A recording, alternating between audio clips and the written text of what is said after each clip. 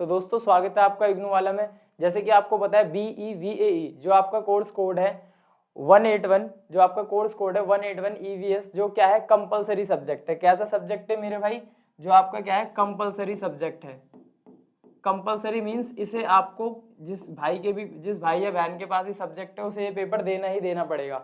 तो आज इसकी जो क्लास हो रही है ये फाइनल क्लास का मतलब यहाँ पर ये नहीं है आज की आखिरी क्लास है। फाइनल क्लास का मतलब यहाँ पर ये है आज ये जो क्लास होगी इसमें कम से कम आपको 200 प्लस क्वेश्चंस में करवाऊंगा और ज्यादातर क्वेश्चन जो है आपके प्रीवियस ईयर से उठाए गए हैं या आपके कॉन्सेप्ट क्लास से जो इंपॉर्टेंट टॉपिक है वो यहाँ पर मैं आपको बताऊंगा। ठीक, तो आप कॉपी पेन लेके बैठ जाएंगे। जिसको नोट ना करने हो, जिस भी मेरे दोस्त को, वो क्या करेगा नोट्स छोटे छोटे बनाते जाएगा या कोशिश करेंगे इसकी PDF हम अपने टेलीग्राम ग्रुप में डलवाएं। तो चलिए करते हैं क्लास की शुरुआत। आप देखेंगे कोर्स कोड ये मैच कर लेंगे अपना, और शायद इसमें हिंदी और इंग्लिश ये बहुत समस्या आ रही थी। कुछ लोगों का कहना था सर हम इंग्लिश मीडियम में, कुछ हिंदी मीडियम में, तो इसमें दोनों को मर्ज करने की यहाँ पर कोशिश की गई है। ठीक, तो चलते हैं और करते हैं आज की क्लास की शुरुआत। ये थोड़ी लंबी क्लास होगी तो आराम से अपना पानी वानी लेकर बैठे, ठीक है। चलिए थोड़ा सा कॉन्सेप्ट, उसके बाद आपसे पूछूंगा क्वेश्चंस। ये देखिए पहला यहाँ पर आप क्वेश्चन देख रहे हैं, व्हाट इज एनवायरनमेंट। आपसे मैं छोटी सी बात पूछूं कि पर्यावरण क्या है? पर्यावरण क्या है? ये जो हमारा पर्यावरण दो शब्दों से मिलकर बना है, पर्या प्लस आवरण। पर्या जो आपके आसपास की चीजें होती है, प्रकृति, आवरण जिन्होंने चारों तरफ से घेरा हुआ है। मान के चलिए ये आपका है प्रकृति और चारों तरफ से किसी न किसी चीज से घिरी हुई है, तो प्रकृति पर्या प्लस आवरण, कहीं ना कहीं से हम घिरे हुए हैं। जैसे मैं इस रूम में खड़ा हुआ हूँ, मैं इस रूम में यहाँ पर खड़ा हुआ हूँ तो मैं चारों तरफ से किसी न किसी चीज से घिरा हुआ हूँ, तो आवरण मीन्स जो आप कपड़े पहनते हो वो आपको ढक लेते हैं। तो ऐसी पर्यावरण ने कहीं ना कहीं हमें चारों तरफ से ढका हुआ है। तो पहला क्वेश्चन यही समझाने की कोशिश करा, what is environment.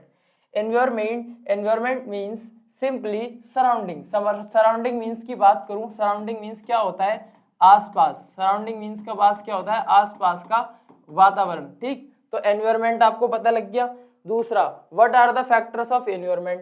Factor means इसके होते हैं, फैक्टर मीन्स दोस्तों होता है तत्व। ये किन किन तत्वों से मिलकर बना है? ये किन किन तत्वों से मिलकर बना है? तो आप यहाँ पर देखेंगे ये आपका बायोटिक, जैविक like plants, animals, human beings ETC, and abiotic factors like water, soil, air. जैविक, अजैविक। जैविक वो जिनमें जीवन है, जो लिविंग थिंग्स है, जैसे कि मैं हो गया और आपके पेड़ पौधे हो गए, जानवर हो गए। तो हिंदी वालों की बात करूं तो ये आपको ऐसे लिखा हुआ मिलेगा जैविक। जैविक मीन्स नाम से ही पकड़ो, जहां जीवन है आपका, जहां आपका जीवन है। और इसी का अपोजिट जो होगा वो क्या होगा आपका? अजैविक। अजैविक मीन्स जहां पर आपका जीवन नहीं है। क्लियर है? तो क्वेश्चन 2 हो गया। इसका मतलब क्या है? ये दो ही फैक्टरों से मिलकर बना है। अगला, define the atmosphere. Atmosphere means air that surround the earth. जो आपका जो है वायुमंडल क्या है? वायुमंडल जो भी हमारे चारों तरफ गैसें हैं, गैसें आपको बात करूं, सबसे ज्यादा जो परसेंटेज पाया जाता है, सबसे ज्यादा जो परसेंटेज पाया जाता है आपका नाइट्रोजन का पाया जाता है अपने वायुमंडल में, 78%। कितना? 78%। फिर होता है आपका ऑक्सीजन। तो ये कुछ गैसें होती हैं, ज्यादातर क्वेश्चन से ही बनते हैं सबसे ज्यादा कौन सा पाया जाता है। ठीक, define lithosphere, the rigid outer part of earth consisting the crust and upper mantle. जो आपको पता है जो प्रकृति है ना, वो उसको 5 लेवल्स में बांटा गया है। जैसे शोभ मंडल, हिंदी वालों के लिए शोभ मंडल, समताप मंडल, मध्य मंडल, आयन मंडल, ब्रह्मंडल। जैसे कि बात करूं, ये देखिए ये 5 लेयर्स में इसको बांटा गया है। कितनी लेयर्स में? 5 लेयर्स में। ऐसे ये आपका पहली है शोभ मंडल, क्या है? शोभ मंडल। ठीक, दूसरी की बात करूं, ये आपका समताप मंडल, मध्य मंडल, नाम में ही पता चल रहा है मध्य यानी के बीच का, मध्य मंडल, आयन मंडल, और उसके बाद है आपका बहिर्मंडल। क्या है? बहिर्मंडल। तो इतने लेवल्स में पृथ्वी को बांटा गया है। जहां पर हम खड़े, जहां पर हम घर वगैरह बनाते हैं इन इंग्लिश में, like lithosphere, define hydrosphere, all the water on earth, for example ocean, lakes, ponds, ये कहां पर पाए जाते हैं? आपके hydrosphere. What is biosphere? Interaction between all organism on earth, soil, water and air, biosphere. What are the components of environment? Environment जो आपका पर्यावरण है उसके कौन कौन से तत्व आपको बता दिया है मैंने अभी भी। इसमें आप क्या लिख सकते हैं? एक तो आपके बायोटिक होते हैं और एक आपके क्या होते हैं? अबायोटिक। दोनों का मतलब मैंने आपको अभी अभी ऊपर समझाया था, एक होता है जैविक और एक होता है अजैविक। ये जो आपके चल रहे हैं ये पहले तो है कुछ कॉन्सेप्ट के क्वेश्चन, इसके बाद लेके आऊंगा एमसीक्यू की सीरीज। आप बोलेंगे कि डायरेक्ट पढ़ा रहा हूँ, नहीं, इसके बाद लेकर आऊंगा आपके लिए सीरीज, इसलिए इसे ध्यान से देखें, उसके बाद चेक करें आपको कितना समझ में आया है। Define the sustainability. Sustainability means आपको पता है सतत विकास आपने सुना होगा, जो ऐसा विकास, ऐसा नहीं है कि हम ही सारी सुविधाओं को ले लें, हम ही सारी सुविधाओं को ले लें और जो हमारी भावी पीढ़ी है, भावी पीढ़ी मीन्स जो हमारे बच्चे होंगे, जो हमारी फैमिली आगे आएंगी, उनके लिए कुछ ना छोड़े। The ability to maintain and certain rate of level, ठीक। The 3 principles of components of sustainability, environment, economy and social equality, all 3 pillars component of sustainability. Sustainability यानी कि आपको पता है एक सतत विकास होता है और आपका एक ऐसा विकास होता है जो चीजों को सही ध्यान में रखकर चलाया जाए। तो उसके 3 कंपोनेंट्स कौन कौन से होंगे आपके, ई से याद रखेंगे, E S, environment, economy and social equity. In which year Stockholm conference held. आपको पता है स्टॉकहोम में जो हमारी वो हुई थी, ये कहां पर हुई थी, स्वीडन में, स्वीडन में हुई थी। क्या हुआ था, ये एक पर्यावरण सम्मेलन था। ये क्या था मेरे दोस्तों, ये था एक पर्यावरण सम्मेलन। और ये कब हुआ था, ये हुआ था आपका स्वीडन 1972। कहां पर हुआ था, Sweden. The declaration made by Stockholm Conference, the adopted declaration of human environment and declaration principle. The full form of UNESCO, इसे यहाँ पर स्टार लगाएंगे। यूनेस्को की फुल फॉर्म क्या है, united nation educational scientific and cultural organisation. UNESCO की full form आपको देख लेनी है, कई बार फुल फॉर्म पूछ लेता है।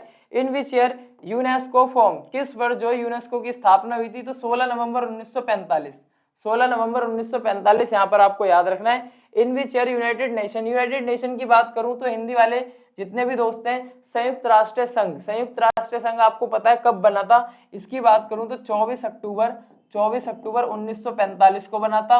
और वर्तमान में इसके 190 प्लस इसके सदस्य हैं। इसके सदस्य क्या है, ये इसका मानना है पूरी दुनिया एक घर है और सभी को मिलजुल कर रहना चाहिए, किसी भी तरह से कोई झगड़ा या विवाद हो तो उसका मिलकर समाधान करना चाहिए। In 1980s we are aware of ozone layer destruction. ये आपको पता है जो आपकी ओजोन लेयर है ना, ओजोन लेयर क्या है, ओजोन लेयर क्या है, मान के चलिए जैसे जब हम बारिश होती है तो आप छाता लेकर निकलते हो, क्या लेकर निकलते हो, छाता। तो छाते से क्या होता है, छाते से कवर होता है हमारा, पूरी की पूरी बॉडी हमारी कवर हो जाती है, किससे, छाते से। तो ऐसे ही सेम क्या कर रखा है, ओजोन लेयर ने हमारी पृथ्वी को कवर कर रखा है। सूरज जो रोशनी देता है, आपको लगता होगा कपड़े सूख गए धूप से और फायदा हो गया हमें, लेकिन उस रोशनी में कुछ गंदी तरह की किरणें भी मिली होती हैं, ओजोन लेयर उससे हमें बचाती है। The environmental movement grew strongly Britain because the industrial revolution. आपको पता है जो हमारे पश्चिमी देश है, कहीं ना कहीं वो हमारे किसके जिम्मेदार है, आपको पता है डेवलपमेंट तो पहले उन्होंने ही किया है, लेकिन वो ठिकरा किस पे फोड़ते हैं, ये कुछ ऐसा हो गया, गैस मान के चलिए आपके घर में किसी चीज की लीकेज है और आप अपने बरार वाले घर पे उसका ठिकरा फोड़ दें कि भाई तेरी गलती है, तेरे घर में से पानी आ रहा है। तो पश्चिमी देशों का भी कुछ यही हाल है, ये खुद तो अंधाधुंध विकास करते हैं। Future report publish 1987 for world commission environment development is also known Brundtland commission. तो पश्चिमी देश का भी कुछ यही कहना है, खुद तो विकास करते हैं, नई नई चीजें और सुविधाओं का पूरा फायदा ले रहे, लेकिन जब बात आती है विकास की या कैसे पोल्यूशन की, तो उसका ठीकरा फोड़ते हैं अपने विकासशील देशों पे, जैसे इंडिया के ऊपर कि भाई यहाँ पे पोल्यूशन हो रहा है, यहाँ पर ये चीजें हो रही है, जबकि ये सब जानते हैं आए दिन परमाणु परीक्षण वगैरह सबसे ज्यादा कहाँ होते हैं।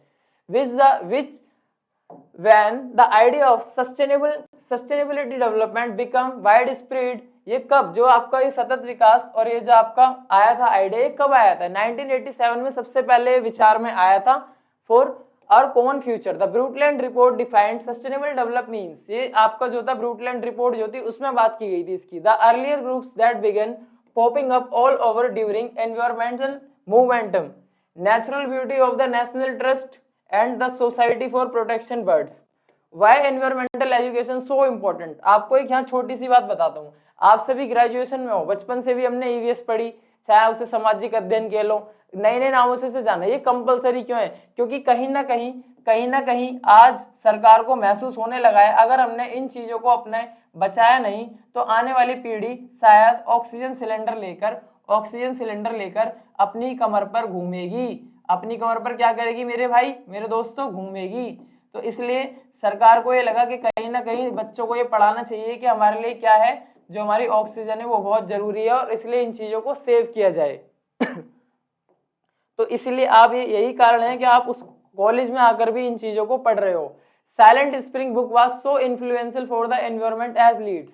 ये साइलेंट इन्फ्लुएंशियल जो आपकी was spring book was so influential for the environment movement leads. ये क्यों आई थी?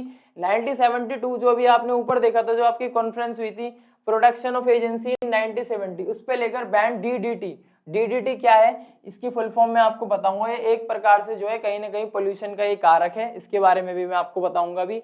The book name Silent Spring was written. ये साइलेंट स्प्रिंग नाम की बुक किसने लिखी थी भाई मेरे दोस्तों? American biologist Rachel Carson 1962। इस पे भी देख लेंगे आप, स्टार लगा लेंगे, क्वेश्चन बन जाता है यहाँ से। Which book exposed the dangerous effect of DDT. मैंने क्या बताया था? ये जो डीडीटी है, ये कुछ ऐसा इसमें पदार्थ है जो क्या करता है, ये हमारे पर्यावरण को नुकसान पहुंचाता है। तो इसमें बताया ऐसी कौन सी किताब थी? एक्सपोज मीन उजागर करना, dangerous effect of DDT, silent spring. Silent spring जो बुक थी उसने ये उजागर किया था कि डीडीटी जो है बहुत ही खतरनाक चीज है। तो अगले क्वेश्चन की तरफ आएंगे। Define the ecosystem. इकोसिस्टम क्या होता है? पारिस्थितिक तंत्र। जो मेरे हिंदी वाले दोस्त देख रहे हैं, इकोसिस्टम ज्यादा बड़ी बात नहीं है, जो आपने पढ़ा होगा ना पारिस्थितिक तंत्र। ये क्या है? इकोसिस्टम क्या है? जब आपका ह्यूमन एंड आपका एनवायरनमेंट, ये सारी चीजें मिलजुल कर एक ऐसा प्रोसेस बनाती हैं जहां सारे मिलजुल कर खुश रहें, किसी भी तरह का किसी को नुकसान ना हो, पारिस्थितिक तंत्र आपका कहलाता है। क्या कहलाता है? पारिस्थितिक तंत्र। टाइप्स ऑफ कंज्यूमर उपभोक्ता के प्रकार आपको पता है, प्राइमरी, सेकेंडरी एंड टर्टरी। प्राथमिक, द्वितीय और तृतीय, ये क्या होते हैं? आपके उपभोक्ता होते हैं। हालांकि हमने जो अपना जो उद्योग है, जो हमारा उद्योग है, उसे भी इन भागों में बांट रखा है, प्राथमिक, द्वितीय और तृतीय। अगर आपको पता है थोड़ा सा तो इसके बारे में बताएं कमेंट में क्या होता है ये। ठीक। The scavengers help break down reduce organic material into smaller pieces. These smaller pieces then eaten by compost. The surface area of ocean has enough light support photosynthesis. Photosynthesis क्या होता है? फोटोसिंथेसिस होता है एक प्रोसेस जिसे हिंदी में कहते हैं प्रकाश संश्लेषण। इसका काम क्या होता है? इसका काम ये होता है, जो पौधे जो होते हैं इस प्रोसेस से सूरज की रोशनी की मदद से और वाटर की मदद से अपना फूड प्रिपरेशन, अपना फूड को तैयार करते हैं और अपना डेवलपमेंट करते हैं। ये होती है क्या? फोटोसिंथेसिस, जिसे हिंदी में कहते हैं प्रकाश संश्लेषण। Area of ocean where light not reach, क्या कहता है? Aphotic zone, deep ocean. देखिए मैं आपको छोटी सी बात बताता हूँ। जब आप किसी पर अपने फोन की फ्लैश जलाइए, अपने फोन की आपने फ्लैश जलाई, तो उससे रोशनी जाने की एक रेंज होगी कि सर मेरी जो रेंज है वो 10 मीटर जा सकती है, 20 मीटर जा सकती है, हालांकि कम ही जाएगी। लेकिन ये कह रहा है जो ऐसा एरिया होता है जहां तक फोन की फ्लैश ना पहुंचे, तो ऐसे ही जो सूरज होता है वो पानी के ऊपर एक रोशनी डालता है, लेकिन वो रोशनी ये थोड़ी है कि बहुत नीचे तक जाएगी, कुछ लेवल तक जाएगी। तो इस क्वेश्चन में पूछ रहा है जहां पर आपकी लाइट नहीं पहुंचती उसे क्या कहते हैं? Aphotic zone. उसे क्या कहते हैं? Aphotic zone. What is the energy flow and ecosystem? About 10% of an average of net energy production of tropic level pass the next level. जो भी एनर्जी का जो वो होता है हमारा लेवल, वो कितना जाता है एक से अगले के लिए। जैसे अभी मैंने आपको उपभोक्ता बताया, आपका प्राथमिक होता है, द्वितीय होता है, तृतीय होता है। जो एनर्जी ट्रांसफर करते हैं मिनिमम कितनी होती है? 10% होती है, एक एवरेज जो दूसरे में जाएगी। Different types of productivity ecosystem. देखो मैंने अभी अभी आपको बताया था प्रोडक्ट आपका प्राइमरी, सेकेंडरी और net productivity. Type of primates आपको पता है ये होते हैं प्राइमेट। जिसको नहीं पता, आपने गीजा के प्राइमेट के बारे में भी सुना होगा। ये हालांकि अभी मैथ के हिसाब से देखोगे तो ये आपका क्या है? ये आपका ट्रायंगल है। तो ये क्या होता है? यही होते हैं आपके प्राइमेट टाइप की जो चीजें होती हैं। ठीक। तो ये है pyramid of biomass and pyramid of numbers and pyramid of energy. Types of pyramids आपको कितनी तरीके के हैं? आपको पिरामिड्स की बात आए तो आपको 3 तरीके के लिखने हैं। कौन कौन से? बायोमास का, नंबर्स का और एनर्जी का। क्या? BNE, biomass, numbers and energy. There are 3 types of pyramids. क्या? बायोमास, नंबर और एनर्जी। इस क्वेश्चन को अगर आता है टाइप्स ऑफ पिरामिड पूछेगा तो आपको क्या लगाना है? क्या लगाना है दोस्तों? तो आपको लगाना है टोटल 3 टाइप्स के पिरामिड यहाँ पर होते हैं। आपके सामने ये देख लीजिए, अगर एक बार दोबारा क्लियर करके दिखा रहा हूँ कौन कौन सा। एक होता है आपका बायोमास का, एक होता है आपका नंबर्स का और एक होता है आपका एनर्जी का। टोटल बात करूं तो अब देख लीजिए 1, 2 एंड 3 ही बनना है और 3 ही टाइप्स होते हैं। ठीक। What is food chain? The energy flow of organism in sequence. Way example. Food chain क्या होती है? इसके बारे में क्वेश्चंस मैंने प्रीवियस ईयर में आपको दिखाया भी था और है भी। फूड चेन वो होती है जैसे कि मानिए ये कोई आपकी तितली है, क्या है आपकी तितली है, तो इसे सबसे पहले किसने खाया, इसे सबसे पहले खाया मान के चलिए किसी कीड़े ने खाया, उसके बाद उस कीड़े को किसने खाया, उस कीड़े को किसी और ने खाया। तो फूड चेन कुछ इस टाइप से चलती है ना। ह्यूमन जब से इस फूड चेन में आया है, इसने क्या करा है, पूरी की पूरी फूड चेन को बिगाड़ दिया है, क्योंकि ये कुछ भी खा जाता है। जबकि ऐसा होता था, आपने देखा भी होगा अपनी किताबों वगैरह में, देखिए इसमें क्या सीक्वेंस है, सबसे पहले घास को कौन खाएगा, ग्रास ओवर टिड्डा, टिड्डे को कौन खाएगा, मेंढक को कौन खाएगा, स्नेक को कौन खाएगा, ईगल। तो कुछ इस तरीके से फूड चेन का ये टोटल कितने इस बुक में दिखाए, 1 2 3 4 5। तो आपको ऐसे करके याद रखना है, 5 चीजें इसमें दिखाई गई हैं। What is food web, food web क्या है, food chain interlinked with different paths of make food. Food chain अलग अलग तरीकों से एक दूसरे से कनेक्ट है, उसे ही कहते हैं फूड वेब। क्या कहते हैं, food web. What are the types of food chain, देखिए फूड चेन की बात आई, टाइप्स कितने होते हैं तो आपको यहाँ पर आराम से देखने को मिलेगा। What are types of food chain, कितनी होती है, grazing food chain, detritus food chain and parasitic food chain. तो 3 टाइप्स की आपकी फूड चेन होती है। कितने टाइप्स की होती है, 3 टाइप्स की आपकी फूड चेन होती है। यहाँ पर आप क्या लगाएंगे, जीडीपी आप ऐसे याद रख सकते हैं इसकी ट्रिक। ग्रासिंग आपकी डायट्रस एंड पैरासिटिक फूड चेन, आप जीडीपी की ट्रिक बना सकते हैं। टोटल 3 टाइप्स की आपकी फूड चेन होती है। ठीक, अब जो आपने अभी तक पढ़ा उसके लिए एमसीक्यू की सीरीज यहाँ से हो गई है शुरू। अब आप ध्यान से देखेंगे और यहाँ पर आंसर को बताएंगे। मैं थोड़ा इसके बारे में आपको बताते हुए भी चलूंगा। व्यापक रूप से पर्यावरण के घटक कितने होते हैं, पर्यावरण के घटक अभी अभी मैंने आपको बताया था कंपोनेंट्स। आपने क्या पढ़े थे, मैंने आपको बताए थे 2 तरह के, कौन कौन से, एक होता है आपका बायोटिक और दूसरा कौन सा होता है आपका अबायोटिक। ठीक, इंग्लिश मीडियम वालों की बहुत क्वेरी थी कि इंग्लिश में नहीं बताते, अब हिंदी वाले देख लो, यही होते हैं, जैविक, दूसरा कौन सा आपका अजैविक। अब यहाँ पर क्वेश्चन पे नजर मार लो, इसमें क्या पूछा है, फिर आप मुझे बताना कि ये सही है या नहीं है। ठीक, जैविक और अजैविक, और आसान भाषा में निर्जीव सजीव, और आसान भाषा में बचपन में पहुंचा रहा हूं मैं तुम्हें, living things and non living things. अब बताइए, इससे ज्यादा भी कुछ समझना है तो समझ जाइए। पेपर में आपको बायोटिक अबायोटिक आता है, उसे देख के क्या होता है, आपका हो जाता है दिमाग खराब कि ये तो मैंने कभी पढ़ा ही नहीं। बायोटिक अबायोटिक याद ना हो तो living thing non living thing याद कर लेना। और इस क्वेश्चन को देख लो, प्रीवियस ईयर क्वेश्चन की सीरीज यहाँ से चालू हो गई है। क्या हो गई है आपकी, प्रीवियस ईयर क्वेश्चन की सीरीज यहाँ से हो गई है। और ये जो सब्जेक्ट है आपका BEVAE, इसके बाद इसकी कोई भी वीडियो नहीं बनेगी। रीजन क्या है, इसमें ज्यादा 200 प्लस क्वेश्चन मैंने करवाए हैं और इन फ्यूचर भी इसकी वीडियो अगर लगेगा तो ही बनाएंगे। ये आपकी लास्ट वीडियो से मानकर चलिए, चाहे आप इसे 1 बार देखिए चाहे इसे 10 बार देखिए, आप जितनी इसकी प्रैक्टिस करोगे उतना आपका पेपर अच्छा होगा। ठीक, और एमसीक्यू सीरीज होती है, इसकी कॉन्सेप्ट क्लास आपको देने का कोई मतलब नहीं बनता। रीजन क्या है, रीजन इसका यह है क्योंकि इसमें पूरा का पूरा क्या पूछा जाता है, पूरा का पूरा इसमें डाटा पूछा जाता है। अब बताइए, चैप्टर अगर आपको पढ़ाएंगे, अगर इसकी कॉन्सेप्ट क्लास अगर आपको दे तो आप उसे क्या नहीं कर पाओगे, आपको याद करने में क्या आएगी, उसे प्रॉब्लम आएगी। यही कारण है, नहीं तो आयुष सर इसकी भी कॉन्सेप्ट क्लास आपको दे देते। इसकी एमसीक्यू पेपर होने के कारण और जो कंटेंट है इसका मोस्टली जो है आपका डाटाबेस है और कैसा है आपका फैक्ट टाइप है, इसी वजह से इसकी कॉन्सेप्ट क्लास देना पॉसिबल नहीं है। फिर भी अगर कुछ लगेगा तो उसकी भी ऐड करवा देंगे। ठीक, पहला क्वेश्चन आपका हो गया क्लियर। क्वेश्चन नंबर 2 की तरफ चलते हैं। अजैविक घटकों में कौन सा शामिल नहीं है, अभी देखिए, अभी बायोटिक अबायोटिक पढ़ा था आपने। अब बताइए, प्रकाश क्या होता है, प्रकाश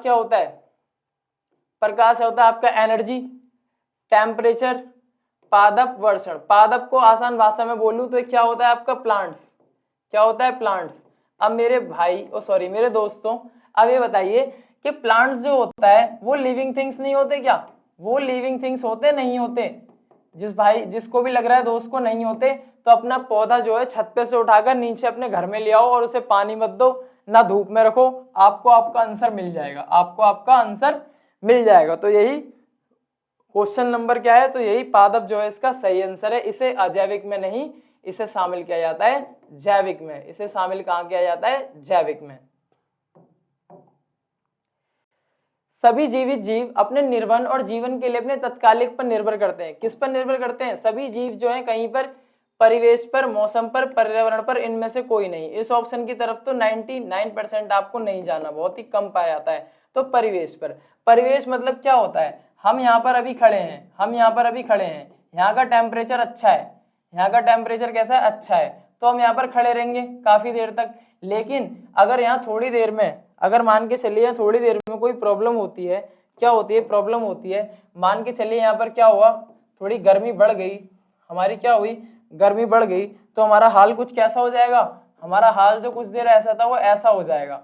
और कहीं ना कहीं हमें क्या करना पड़ेगा, वो जगह क्या करनी पड़ेगी, वो जगह हमें छोड़नी पड़ेगी। तो कहीं ना कहीं परिवेश जो है बहुत इंपॉर्टेंट होता है। इसका सबसे अच्छा एग्जाम्पल दूंगा, गुजरात में इन दिनों आपको पता है तूफान आ रहा है, पाकिस्तान में भी आपने खबर सुनी है, 60,000, जी हाँ बिल्कुल सही सुनने आप, 60,000 कुछ लोगों ने अपने घर बार छोड़ दिए और उनको सरकारी कैंपों में ले जाया गया है। कारण क्या है, कारण कहीं ना कहीं परिवेशी तो है। जब हमारा परिवेश ही खतरों में घिरा हुआ है तो हम क्या वहां पर रहेंगे, नहीं रहेंगे। अगला क्वेश्चन, निश्चयवाद की संकल्पना किसके द्वारा विकसित गई। देखो ये संकल्पना क्या होती है, संकल्पना, जैसे मैं आपसे पूछूं कि सबसे अच्छी कंपनी कौन सी है, सबसे अच्छी कंपनी कौन सी है बाइक की, तो आप में से कुछ दोस्त कहोगे कि सर हीरो बढ़िया है, कुछ लोग कहोगे सर होंडा बढ़िया है। क्या बढ़िया है, होंडा। हालांकि मुझे नहीं पता आपने उसका आंसर कैसे दिया, अपने एक्सपीरियंस के हिसाब से दिया, उसकी कंपनी के हिसाब से दिया, तो कहीं ना कहीं क्या थी, आपके अलग अलग विचार थे, अलग अलग थॉट्स थे। कारण कुछ भी हो सकता है, क्या पता आपके घर में 5 बाइक किसी कंपनी की आई हो, इसलिए आप अच्छा बता रहे हो। तो ये अब बात करते हैं हम किसकी, निश्चयवाद भी एक ऐसा कॉन्सेप्ट था जो किससे रिलेटेड था, ये रिलेटेड था आपके एनवायरमेंट से। किससे रिलेटेड था, एनवायरमेंट से, ठीक, पहला पॉइंट यहाँ पर। और इसकी संकल्पना किसने विकसित की थी, ये आपके थे फ्रेडरिक, जो आपका नाम लिखा है फ्रेडरिक रेडजेल। कौन थे, फ्रेडरिक रेडजेल। इनका कहना था कि जो है पर्यावरण जो है, हम जितने भी काम करते हैं कहीं ना कहीं पर्यावरण को ध्यान में रखकर करते हैं। किसको ध्यान में रखकर करते हैं, पर्यावरण को ध्यान में रखकर, ऐसा कहते थे आपके फ्रेडरिक रेडजेल। और इनकी एक स्टूडेंट है जिसको पूछ लेते हैं कभी कभार, इसका नाम था एलन सी सैंपल, इसका ये नाम है, ये भी इनकी एक स्टूडेंट रह चुकी है। कभी ये पूछ ले किसकी संकल्प, ये भी निश्चयवाद से रिलेटेड थी। और इसका ही अपोजिट जो क्वेश्चन बनता है, दो बनते हैं इसमें, एक आपसे पूछ लेगा कि निश्चयवाद तो आपको पता है, अब ये बताइए संभववाद क्या है, संभववाद क्या है।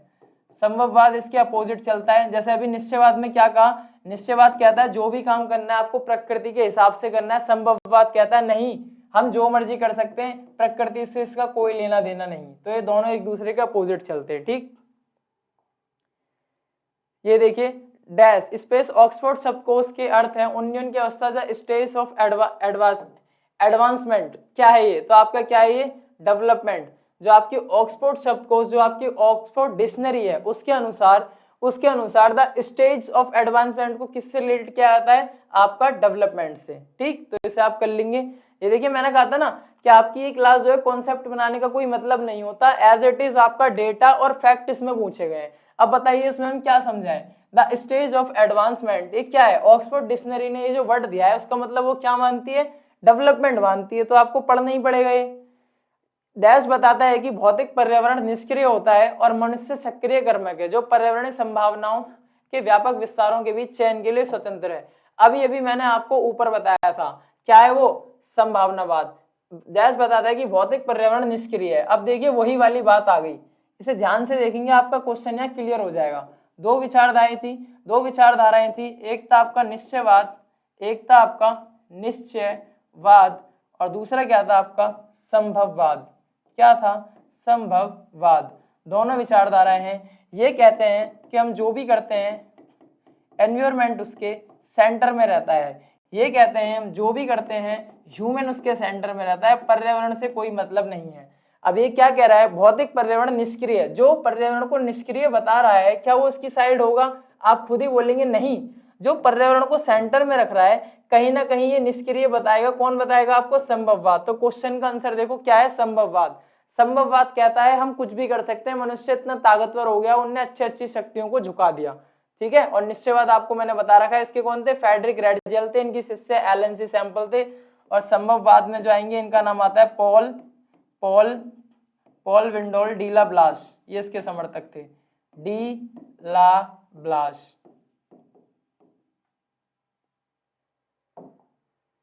ठीक।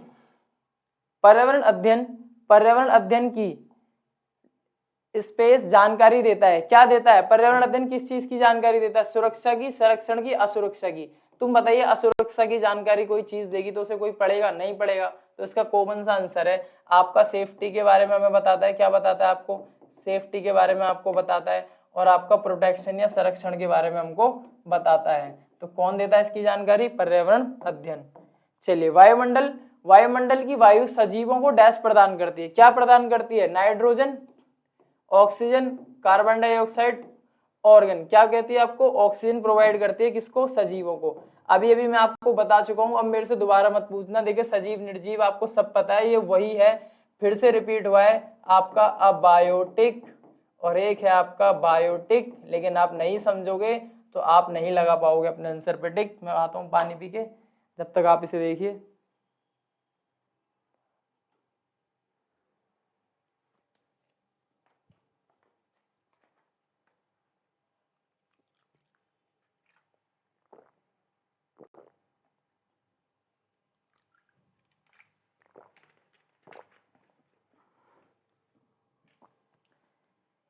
चलिए, जैसे कि मैंने पहले कहा था, वीडियो आपकी लंबी होगी इसके बाद, लेकिन पूरा भरोसा आपको कहीं और से कुछ नहीं देखना पड़ेगा।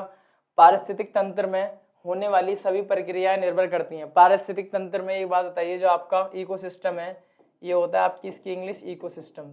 क्या होता है? इकोसिस्टम। और इकोसिस्टम के पार्ट कौन कौन से हैं? ये देखिए, आपका ह्यूमन इसका पार्ट है, एनवायरमेंट इसका पार्ट है, और जो भी आपके सोर्स होते हैं लाइक एनर्जी वगैरह के, जो भी आपके नेचुरल कंपोनेंट्स है वो भी इसी के पार्ट हैं। तो उसमें सभी प्रक्रियाएं निर्भर करती हैं किस पर? आपकी एनर्जी पर। क्योंकि ये सारी चीजें देखो, इनको भी एनर्जी चाहिए, इनको भी एनर्जी चाहिए, इनको भी चाहिए। सोर्स में क्या आएगा आपका? पारिस्थितिक तंत्र में क्या आता है आपका? ये आपका सन है। कहीं ना कहीं एनर्जी का तो एकमात्र स्रोत है जो हमारी पूरी दुनिया में है। अब आप वो वाली एनर्जी मत सोचना जो बाइक का पेट्रोल हो गया, डीजल हो गया, नहीं। सबसे ज्यादा एनर्जी जो होती है यही देता है।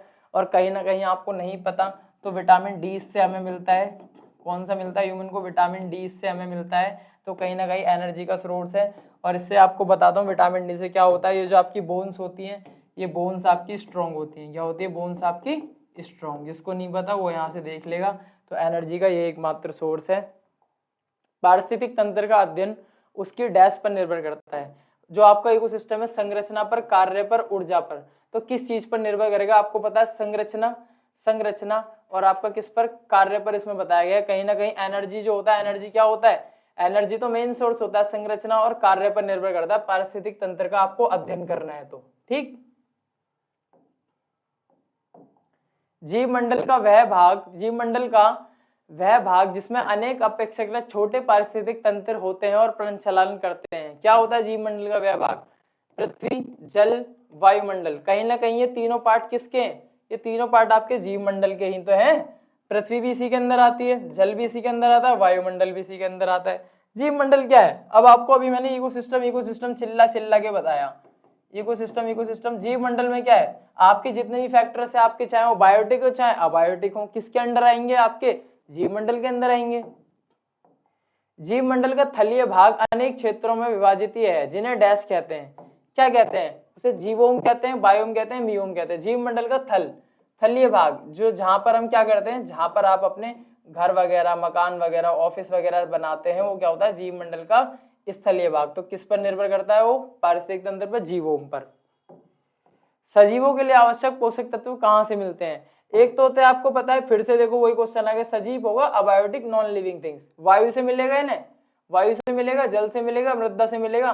तो तीनों से कहीं ना कहीं मिलेगा इनको, जो क्या होते हैं आपके? सजीव। ठीक। सजीव बताया था ना, बायोटिक और अबायोटिक, सजीव और निर्जीव, ये तीनों कहीं ना कहीं किससे लेंगे? सजीव आपका बताओ कौन सा होगा? ये आपका कौन सा होगा? बायोटिक। तो इन्हें तो वायु भी चाहिए, एनर्जी भी चाहिए। सबसे महत्वपूर्ण जलवीय कारक है जो जीवों की सीमा का निर्धारण करते हैं। जीवोम अभी मैंने आपको बताया था, ये कौन सी जगह है जहां मनुष्य अपना निवास स्थान बनाता है। तो इसकी सीमा का निर्धारण क्या करेगा? अगर मैं ना भी देखें, उसके आसपास का वातावरण करेगा, तापमान करेगा, प्रकाश करेगा।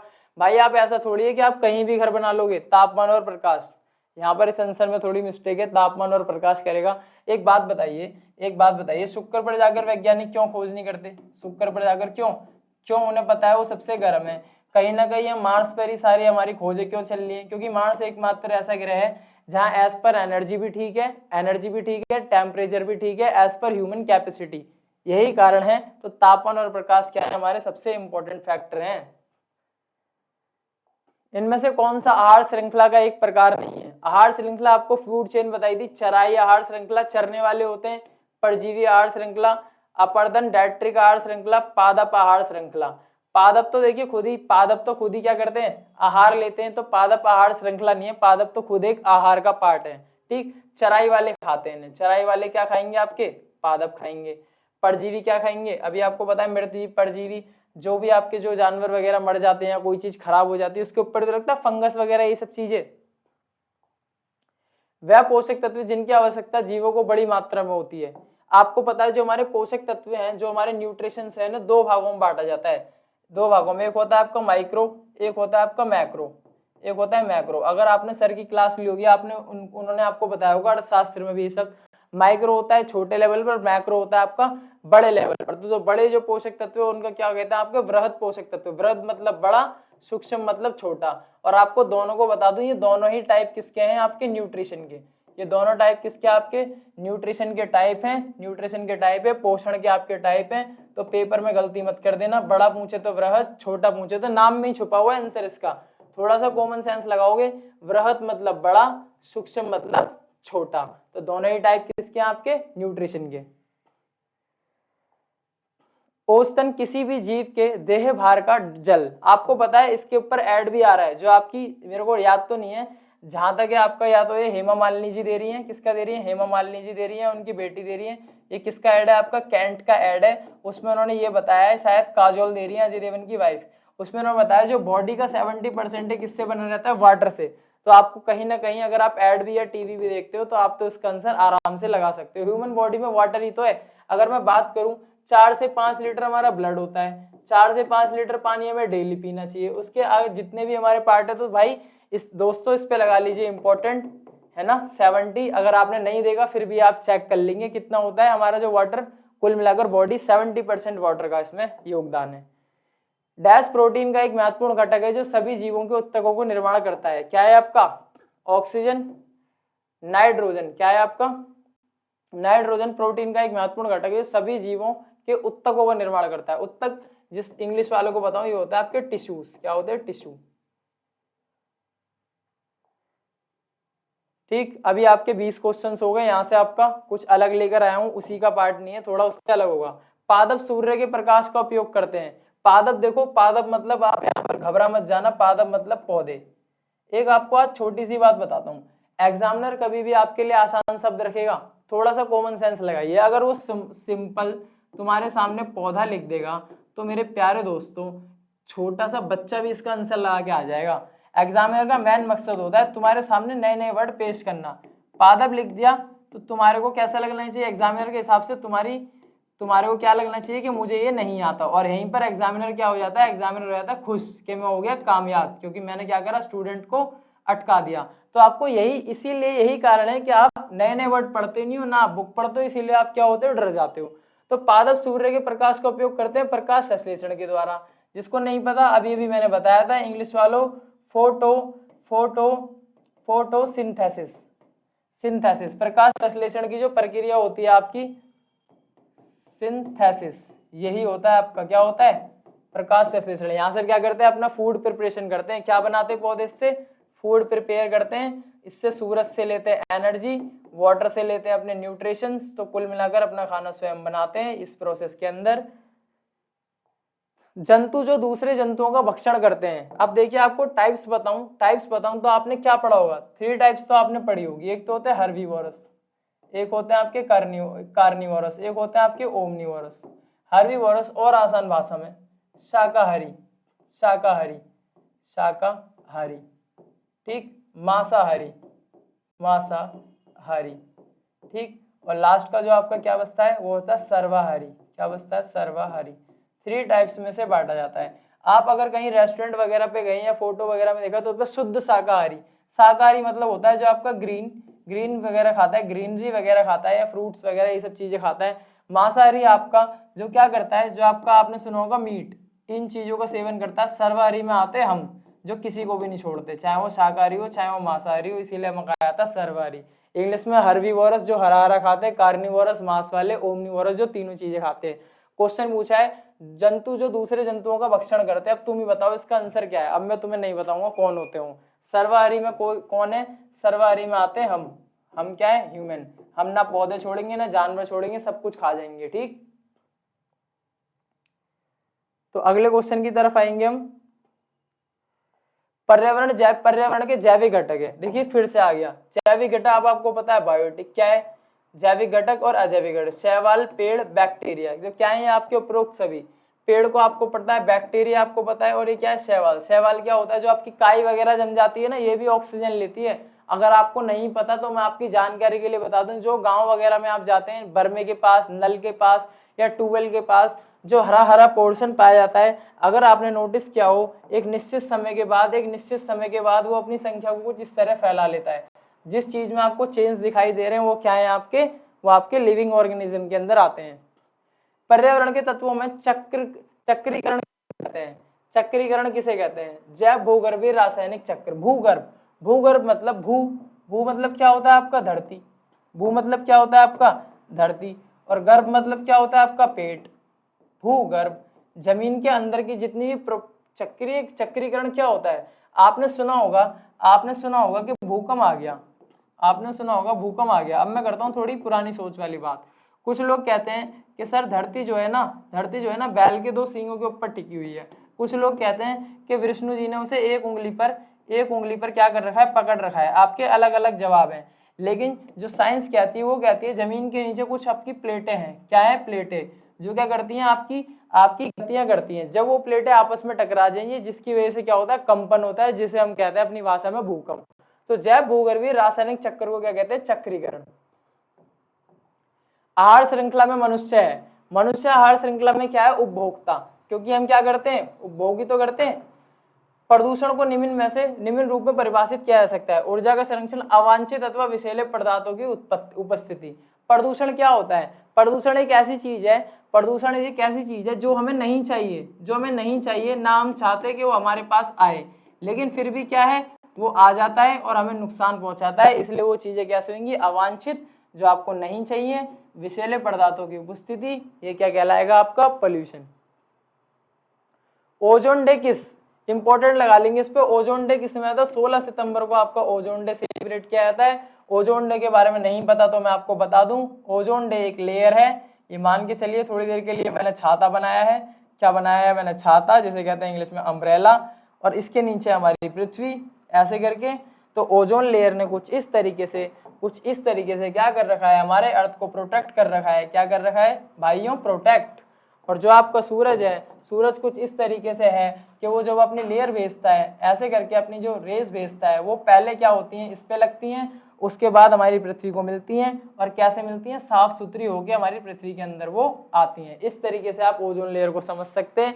लेकिन इन दिनों क्या है, पोल्यूशन बहुत ज्यादा कर दिया है। तुम सबने बाइक स्कूटियां चला कर बिना काम के घूमते रहते हो, थोड़ी दूर भी नहीं चलते।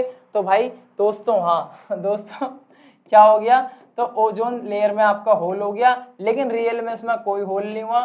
साइंटिफिक भाषा में से होल कहा जाता है। मैं आपको बता दूं इसमें होल क्यों नहीं हुआ। मान के चलिए आपने क्या करा, आपने अपने कमरे में एक फर्श बिछाया, उस फर्श को बिछाया, या आपने कोई मैट बिछाया, तो उस मैट को कहीं तो आपने ऊंचा कर दिया, कहीं नीचा कर दिया, कहीं पर उसकी मोटाई कम हो गई, कहीं पर ज्यादा हो गई। ऐसे ही ओजोन लेयर में, जिसको हम होल कह रहे हैं ना, वहां पर वो लेयर मान के चलिए 100 मीटर होनी चाहिए थी, लेकिन वहां पर 70 हो गई।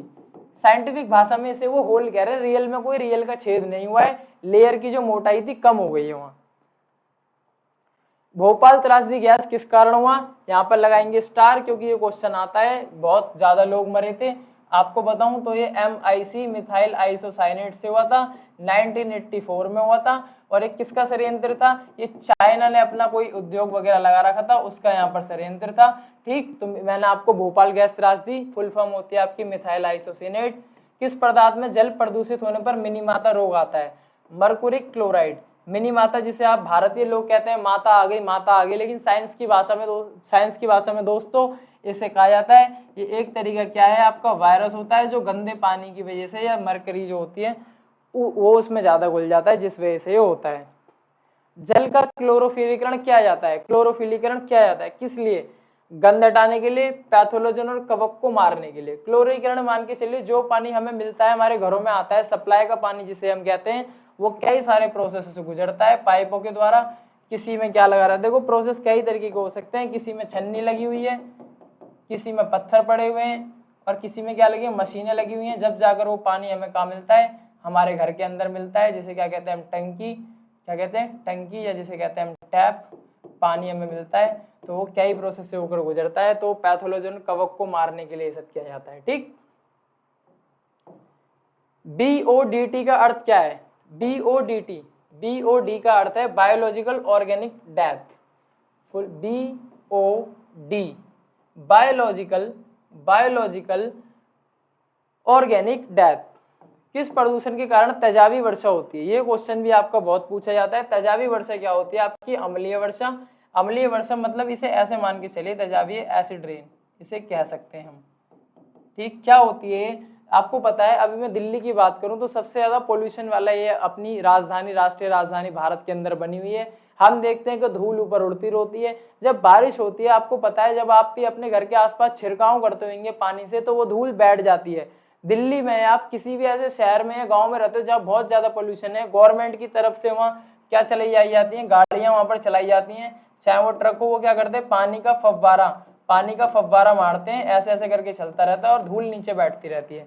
वो फव्वारे के साथ जो धूल होती है ना, उसमें कई तरह की कुछ चीजें पाई जाती हैं। जब वो रेन पड़ती है ना, तो वो जो होते हैं प्रदूषण तत्व, वो तेजाबी वर्षा का कारण बनते हैं। यही कारण है कि आपको जो ताजमहल है, जी हाँ बिल्कुल सही, ताजमहल का रंग जो पीला पड़ रहा है, यही कारण है। इस पे लगा लेंगे स्टार, क्योंकि ये क्वेश्चन आ जाता है कि ताजमहल का रंग पीला क्यों पड़ रहा है, तो उसका कारण क्या है? एसिडिक रेन या तेजाबी वर्षा। नाम से कंफ्यूज मत हो। क्या होता है आपका? SO2 sulphur dioxide. मृदा प्रदूषण का मुख्य कारण क्या है? मृदा प्रदूषण, मृदा क्या होता है पहले से समझेंगे। मृदा मतलब होता है आपका मिट्टी। अब भी समझ में नहीं आया आपको तो और आसान भाषा में लीजिए सॉइल। अब भी समझ में नहीं आया तो जिससे आपके घर में या आसपास या गांव में रहते हो, जमीन बनी हुई है, खेत होता है, वो होती है मिट्टी। ठीक, तो क्या होता है? खनन। खनन क्या होता है? मृदा प्रदूषण खनन होता है। जो हम, ये आपको पता है, कोयला वगैरह ये सब चीजें कहीं ना कहीं निकाली जाती हैं। वैसे तो मृदा अपरदन भी इसका कारण है, पर इसमें से बात करें तो खनन है सबसे बड़ा। कृषि करने से मृदा प्रदूषण होता है? कभी नहीं होता। तापीय ऊर्जा से, खनन से होता है। ध्वनि प्रदूषण को किस में मापा जाता है? इसको नापा जाता है आपका डेसिबल में। कितना नापा जाता है आपका? डेसिबल में। किलोग्राम में नहीं नापा जाता। स्टार लगा लेंगे। साउंड को मेजर करने के लिए डेसिबल। इसको आसान भाषा में बताता हूँ।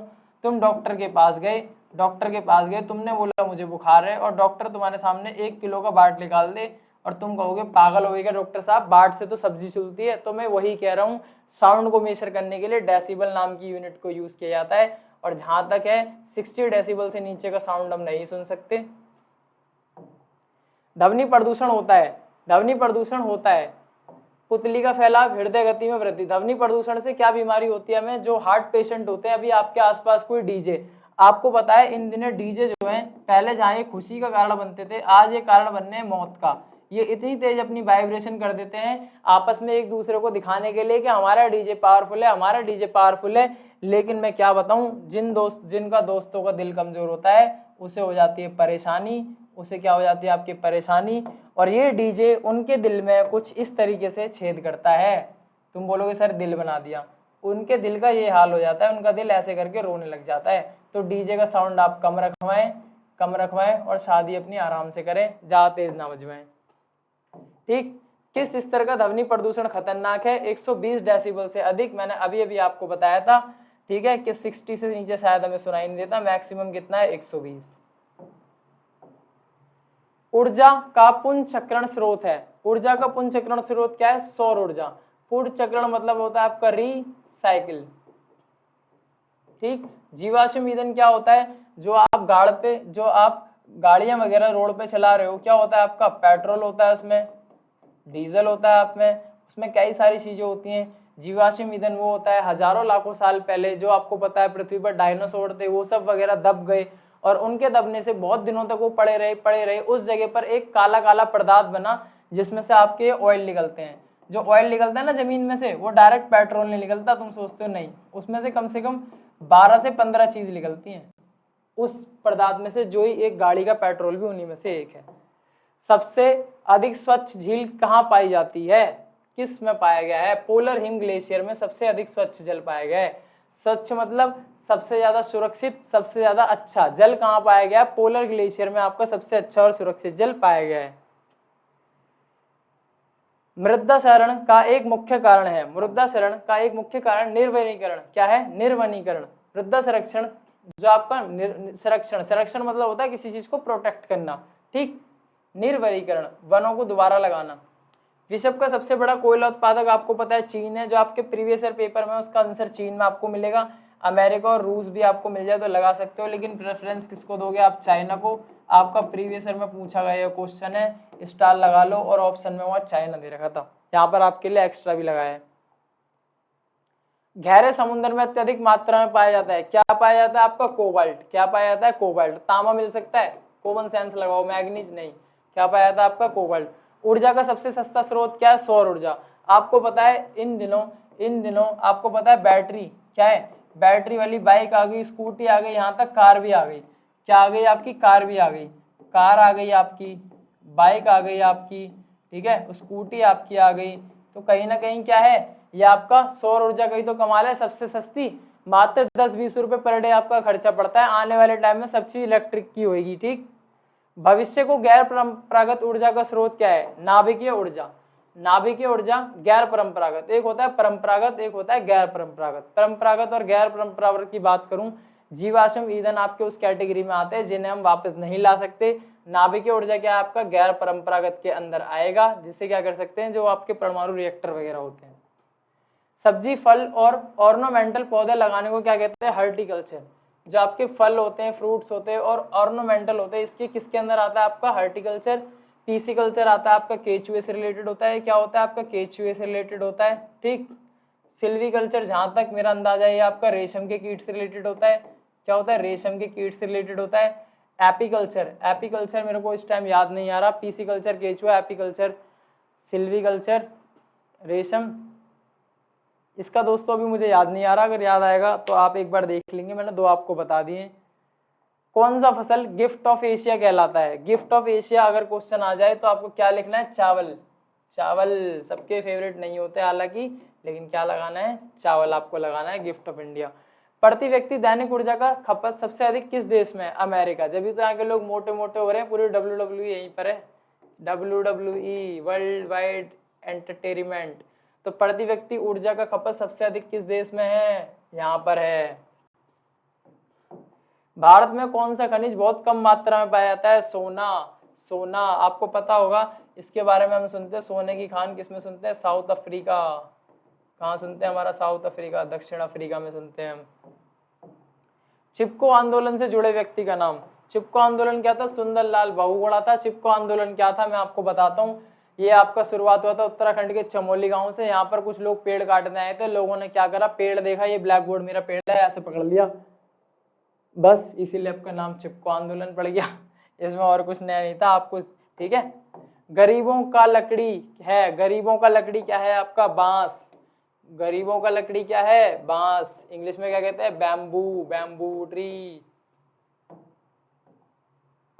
स्वच्छ जल के भूगर्भीय स्रोत हैं। स्वच्छ जल के भूगर्भीय स्रोत हैं। एक का प्योरा, सतही अंकुइफेर्स। भूगर्भीय जल जो अपनी धरती के गर्भ से निकालते हैं हम, उपरोक्त में से कोई नहीं। स्वच्छ जल का कौन सा है? देखिए, जो भी जल आपका निकलेगा धरती के गर्भ में से, मैं यूं नहीं कह रहा वो सही नहीं होता, इसमें जो बताया सतही जल, भूगर्भीय जल, उपरोक्त में से कोई नहीं इसका आंसर है। हालांकि बहुत ही रेयर होता है, क्योंकि देखो हम मानते गांव में जो पानी निकलता है वो बर्मे वगैरह नल में से निकलता है, लेकिन यहाँ पर एक प्योरा, सतही जल, अंकुइफेर्स दे रखा है। यहाँ पर ऐसा कुछ भी नहीं दिया, ना तो कुआं दिया, ना नल दिया, ना कोई तलाश से दिया। तो ये जितनी भी चीज दिख रही है आपको, इससे पहले कभी देखी ना हो, तो इसमें थोड़ा सा कॉमन सेंस लगाएंगे, इनमें से कोई भी नहीं है। संरक्षण का अर्थ क्या है? संरक्षण का अर्थ है प्रोटेक्शन करना, प्राकृतिक संसाधनों का सही उपयोग। सही उपयोग कैसे?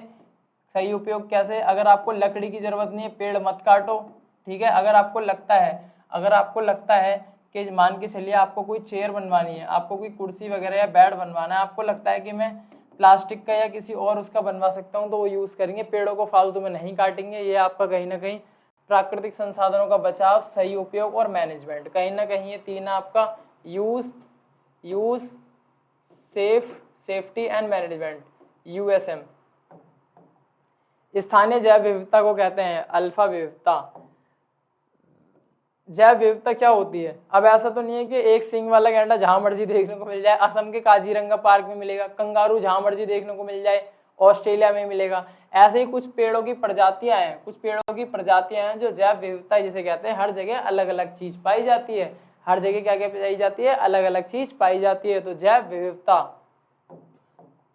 रेड लिस्ट में निम्न में से किसकी सूचना संबंधित है? रेड लिस्ट एक ऐसी लिस्ट होती है, आपको पता है रेड रंग किसका होता है? खतरे से रिलेटेड होता है। तो इस लिस्ट में उन चीजों को शामिल किया जाता है, जैसे कि मान के चलिए इन दिनों आपको पता है एशियाई शेर, जो आपका हमारा सर बंगाल टाइगर जो है हमारा राष्ट्रीय पशु है, किसमें? ठीक है, तो वो खतरे की लिस्ट में था। 1000 कुछ या 2000 कुछ टाइगर थे, उसे इसमें शामिल कर लिया गया। जो बहुत ही खत्म होने की कगार पर होता है, उन जीवों को या उन पौधों को इस लिस्ट के अंदर शामिल किया जाता है। आप पढ़ लो विलोपन यानी कि खत्म होने की कगार पर, के खतरे का सामना कर रहे जीव जंतु के संबंध में इसको शामिल किया जाता है।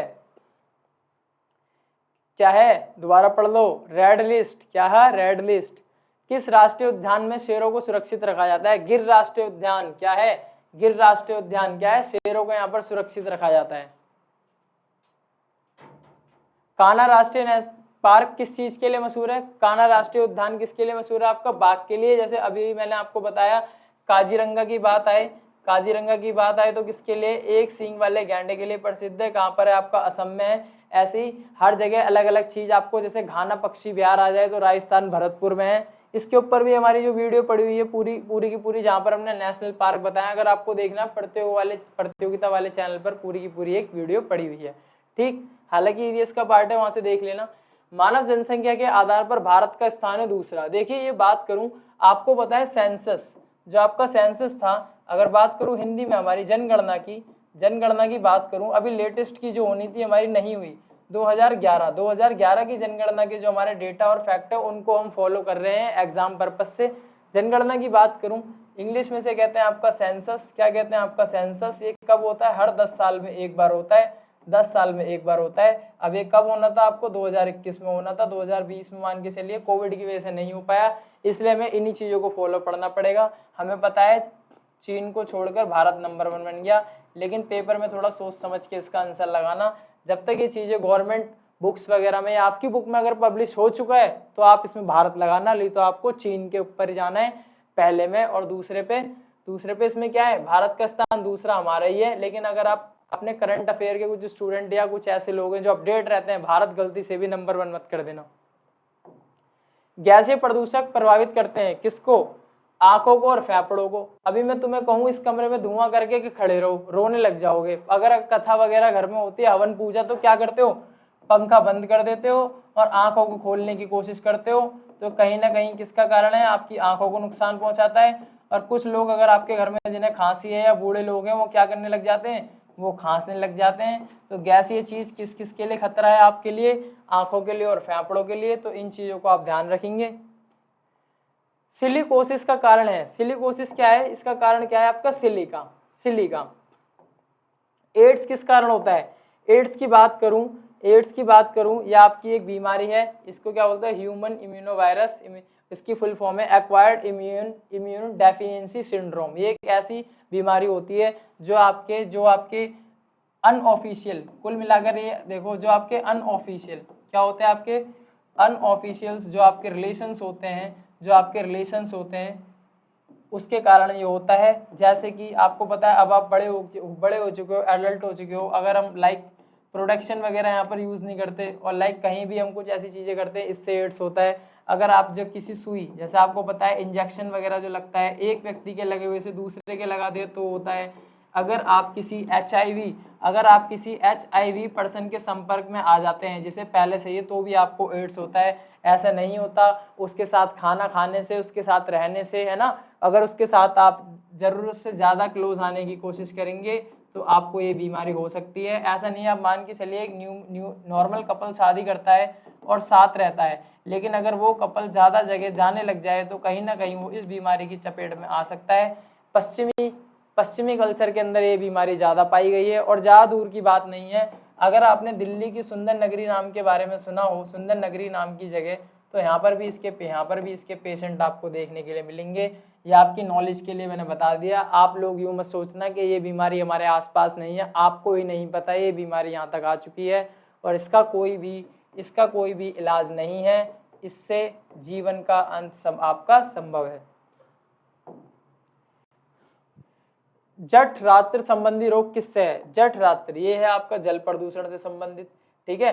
जल प्रदूषण से संबंधित अगर और भी है आपका पीलिया भी इसी से रिलेटेड होता है, ठीक। और आपने टाइफाइड का नाम सुना हो, टाइफाइड का आपने नाम सुना हो, ठीक। टाइफाइड, ये सारी चीज कहीं ना कहीं इसी चीज से आती हैं, ठीक। गंदा पानी पीने से, इनका सेवन करने से, हालांकि शहरों में भी ये देखने को मिल रहा है आजकल। पर्यावरण के तत्वों में रासायनिक चक्रीकरण को कहते हैं। ये देखिए दोबारा ये क्वेश्चन आया है, ये क्या है? जैव भूगर्भीय रासायनिक चक्र। भोपाल त्रासदी वाला गैस दोबारा से आया ये क्वेश्चन, मैंने इसके बारे में बताया। प्रदूषण है, ये भी हो चुका है। पुनर्जीवित ना होने वाला ऊर्जा साधन क्या है? जीवाश्म ईंधन। पुनर्जीवित, पुनः यानी कि दोबारा, जीवित यानी कि जिंदा होने वाला। जैसे आपको पता है हम ह्यूमन हैं, अगर एक बार मरने के बाद क्या हम दोबारा जीवित हो सकते हैं? तो आपका आंसर होगा नहीं सर। ऐसे ही जो आपके जीवाश्म ईंधन है, अगर वो एक बार आपने समाप्त कर दिए तो दोबारा उनको लाना नामुमकिन है, क्योंकि वो चीज़ें हमने नहीं बनाई। वो चीज़ हम कहाँ से लेते हैं? जो हमारे हजारों साल, लाखों साल पहले जो जानवर वगैरह मरे थे, धरती पे जो कुछ प्रक्रियाएं हुई थी, उसकी वजह से वो हमें मिला है। हमने अपने हाथों से इसे तैयार नहीं किया है, इसलिए इसको बचाना चाहिए। निम्न गैसों में से कौन सा ताजमहल को चुपचाप खा रहा है? ये देखिए क्वेश्चन घुमा फिरा कर आ रहा है। इसके बारे में तो मैंने बताया था, अगर एसिडिक रेन आए तो भी इस पे लगाना, अम्लीय वर्षा आए तो भी इस पे लगाना। कारण क्या है इसका? SO2 sulphur dioxide. Ozone layer को भी ये गैस नुकसान पहुंचा रही है। तो इस क्वेश्चन को आप आराम से देखेंगे, ये रिपीट हो गया है, आपसे घुमा घुमा कर इसे पूछा जा रहा है, तो इसे आप ध्यान से यहाँ पर देखेंगे। धुआं समान कुहासा कहते हैं स्मोक को। सर्दियों में जो भी हमारे शहर या जो भी हमारे राजधानी के लोग हैं, वो इसका सामना बहुत करते हैं, जिसे कहते हैं कोहरा। दिल्ली में आपको पता है गाड़ियों की लाइट जलाना कंपलसरी हो जाती है, और जो स्पीड आप 100 की चलाते हो, यहाँ पर आके 30-40 की हो जाती है, क्योंकि बहुत ज़्यादा एक्सीडेंट होते हैं। तो उस धुआं समान कुहासा, इसे कहते हैं आपका स्मॉग। इसमें पॉल्यूशन भी थोड़ा सा घुल जाता है। ग्रीन हाउस गैसों के उत्सर्जन के लिए मुख्य जिम्मेदार है कौन कौन है? देखो क्वेश्चन में आया है अमीर देश, गरीब देश, आ और बा दोनों, तो इनमें दोनों को शामिल कर दिया है। सच्चाई मैं भी जानता हूँ, आप भी जानते हो, अमीर देश का सबसे बड़ा योगदान है। जिन गरीब देश के पास उद्योग ही नहीं है, वो कहाँ पॉल्यूशन फैलाएंगे? खुद ही सोचिए। लेकिन जब बात आती है इसकी, तो अमीर देश हमें कैसे पीछे छोड़ देंगे? वो हमारा भी नाम लेते हैं कि इसने भी इसमें कहीं ना कहीं कुछ किया है। ये बात दुनिया जानती है। इस टाइम क्या चल रहा है? इस टाइम आपका यूक्रेन और रशिया में युद्ध चल रहा है, लेकिन कहीं ना कहीं उसका प्रभाव क्या पूरी दुनिया पर नहीं है? लड़ाई दोनों की है। टेम्परेचर अगर परमाणु या कोई गैस लीक होती है तो हम सब बच जाएंगे? ये कुछ ऐसी बात हो गई, पड़ोसी क्या सिलेंडर फटाए तो वो कह रहा है तुम्हारा इससे कुछ नुकसान नहीं है, मेरा ही घर बेकार होगा। पूरी की पूरी लाइन यहाँ पर जा सकती है, कुछ इस तरीके से। तो गरीब अमीर देश जो होते हैं वो पूरा ठीकरा हमारे पे भी फोड़ते हैं, ये बोलते हैं इनकी भी इसमें जिम्मेदारी है। ओजोन परत के संरक्षण और ओजोन छिद्र के कारण, मैंने आपको अभी बताया, अगर ओजोन लेयर में थोड़ी सी भी गड़बड़ी होगी तो 3 बीमारियां आप इस पे स्टार लगा के लिख लो। क्या क्या होगा आपको होगा एक तो स्किन कैंसर, और एक क्या होगा आपको? आंख का अंधापन, या आप हो जाओगे ब्लाइंड। और दूसरा क्या होगा? आपकी बोन्स जो होंगी, वो क्या हो जाएंगी? आपकी वीक, कमजोर। ये 3 चीज इंपॉर्टेंट है। हालांकि बीमारी मैं कह रहा हूँ 10 हो सकती हैं, लेकिन जो पेपर में पूछी जा रही है मैं उन्हें बता रहा हूँ आपको। स्किन कैंसर, आंख का अंधापन और हड्डियों का कमजोर होना ओजोन लेयर के कारण। ठीक है, त्वचा कैंसर इनमें से एक आपको पूछा है। एड्स मैंने बता दिया, मलेरिया मच्छर से होता है। ट्यूबरक्लोसिस टीबी आपको पता है किससे होता है? जब बॉडी में जरूरत से ज्यादा कमजोरी आ जाती है और आप न्यूट्रिशन सही मात्रा में नहीं लेते हो तो आपको ट्यूबरक्लोसिस हो जाता है, जिसे कहते हैं टीबी। स्वचालित वाहनों को उत्सर्जन में कौन सा प्रदूषक अनुपस्थित रहता है? स्वचालित यानी कि जो ऑटोमेटिक चलते हैं, फ्लोई ऐश। हालांकि इसके बारे में ज्यादा डिटेल में आपको नहीं दे सकता। स्वचालित होते स्वयं, आपने सुना होगा दिल्ली में या कुछ देशों में ऐसी गाड़ियां हैं जो अपने आप चल रही हैं बिना किसी लोग के, स्वचालित ऑटोमेटिक।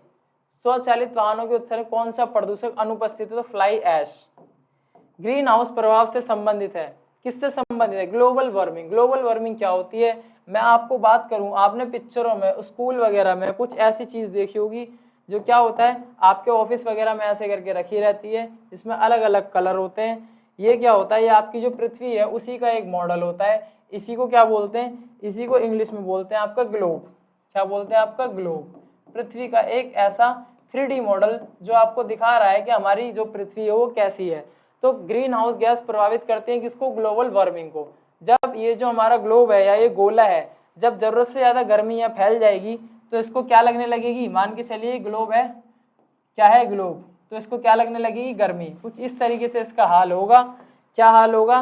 पसीने कुछ इस तरीके से हमारी पृथ्वी के टपकेंगे। क्यों? क्योंकि ये जरूरत से ज्यादा गर्म हो रही है और ये रो रही है, और उसका प्रभाव इसके अंदर रहने वाले लोगों के ऊपर भी पड़ेगा। ये क्या होते हैं? ये होते हैं ग्लोबल वार्मिंग। ग्लोब वर्म मतलब होता है गर्म, तो ग्लोब कैसा हो गया हमारा? वर्म।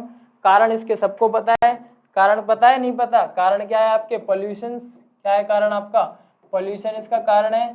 और जो आपको पता है ये आपके जो वॉर वगैरह हो रहे हैं ये भी इसके कारण है, और जो भी आप जिसे कहते हैं ना विकास, डेवलपमेंट, कहीं ना कहीं ये सब इसके कारण है कि अंधाधुंध चीजें हो रहे हैं सभी लेवल में। उसका जो एक निश्चित यूज होना चाहिए वो ना करके जबरदस्ती उन्हें खींचा जा रहा है। तो पृथ्वी का कुछ ऐसा हाल हमारा हो रहा है। पीने के जल में निम्नलिखित में से किसकी अधिकता से फ्लोरोसिस बीमारी होती है? फ्लोराइड। इसकी भी कोई डिटेल ज्यादा नहीं है। पारा और लोहा। इसको तो देखो, लोहा तो बॉडी में पाया जाता है, इसे कहते हैं आयरन। जिसको पता है आपको हीमोग्लोबिन, आपने सुना हो खून की कमी, एनीमिया, तो ये तो कहीं ना कहीं हमारी बॉडी के अंदर है। फ्लोराइड। फ्लोराइड बीमारी पीने के जल में निम्नलिखित में से अगर फ्लोरोसिस की ज्यादा मात्रा हो तो ये बीमारी होती है हमें। ठीक। नदी के जल में बीओडी अधिक है, इसका अर्थ क्या है? वो स्वच्छ है। बीओडी मतलब देखो, इसके बारे में डिटेल कहूं तो बीओडी ऊपर शायद एक क्वेश्चन इसका आया था, ये कोई इसकी फुल फॉर्म अभी मैं आपको नहीं बता सकता, लेकिन बीओडी अगर अधिक है, एज ए साइंटिफिक कोई कोड वगैरह है, अगर वो पानी में अधिक पाया जाता है, मान के चलिए अगर किसी पानी में बीओडी की मात्रा अधिक है तो कहीं ना कहीं उसे क्या माना जाएगा? उसको माना जाएगा सेफ। और उसमें अगर पानी में वो बीओडी की मात्रा क्या है आपकी? कम है, तो उसे कैसा माना जाएगा? आपका अनसेफ। ऐसे आप इसको समझ सकते हैं। ठीक। सीवेज प्रदूषित जल पीने के कारण होता है। सीवेज, मैं आपको सीवेज बताता हूँ। मान के चलिए पानी की आपकी पाइपलाइन जा रही है ठीक ठाक, क्या जा रही है? ठीक ठाक। अनफॉर्चुनेटली इसमें हो गया आपका छेद। क्या हो गया? छेद।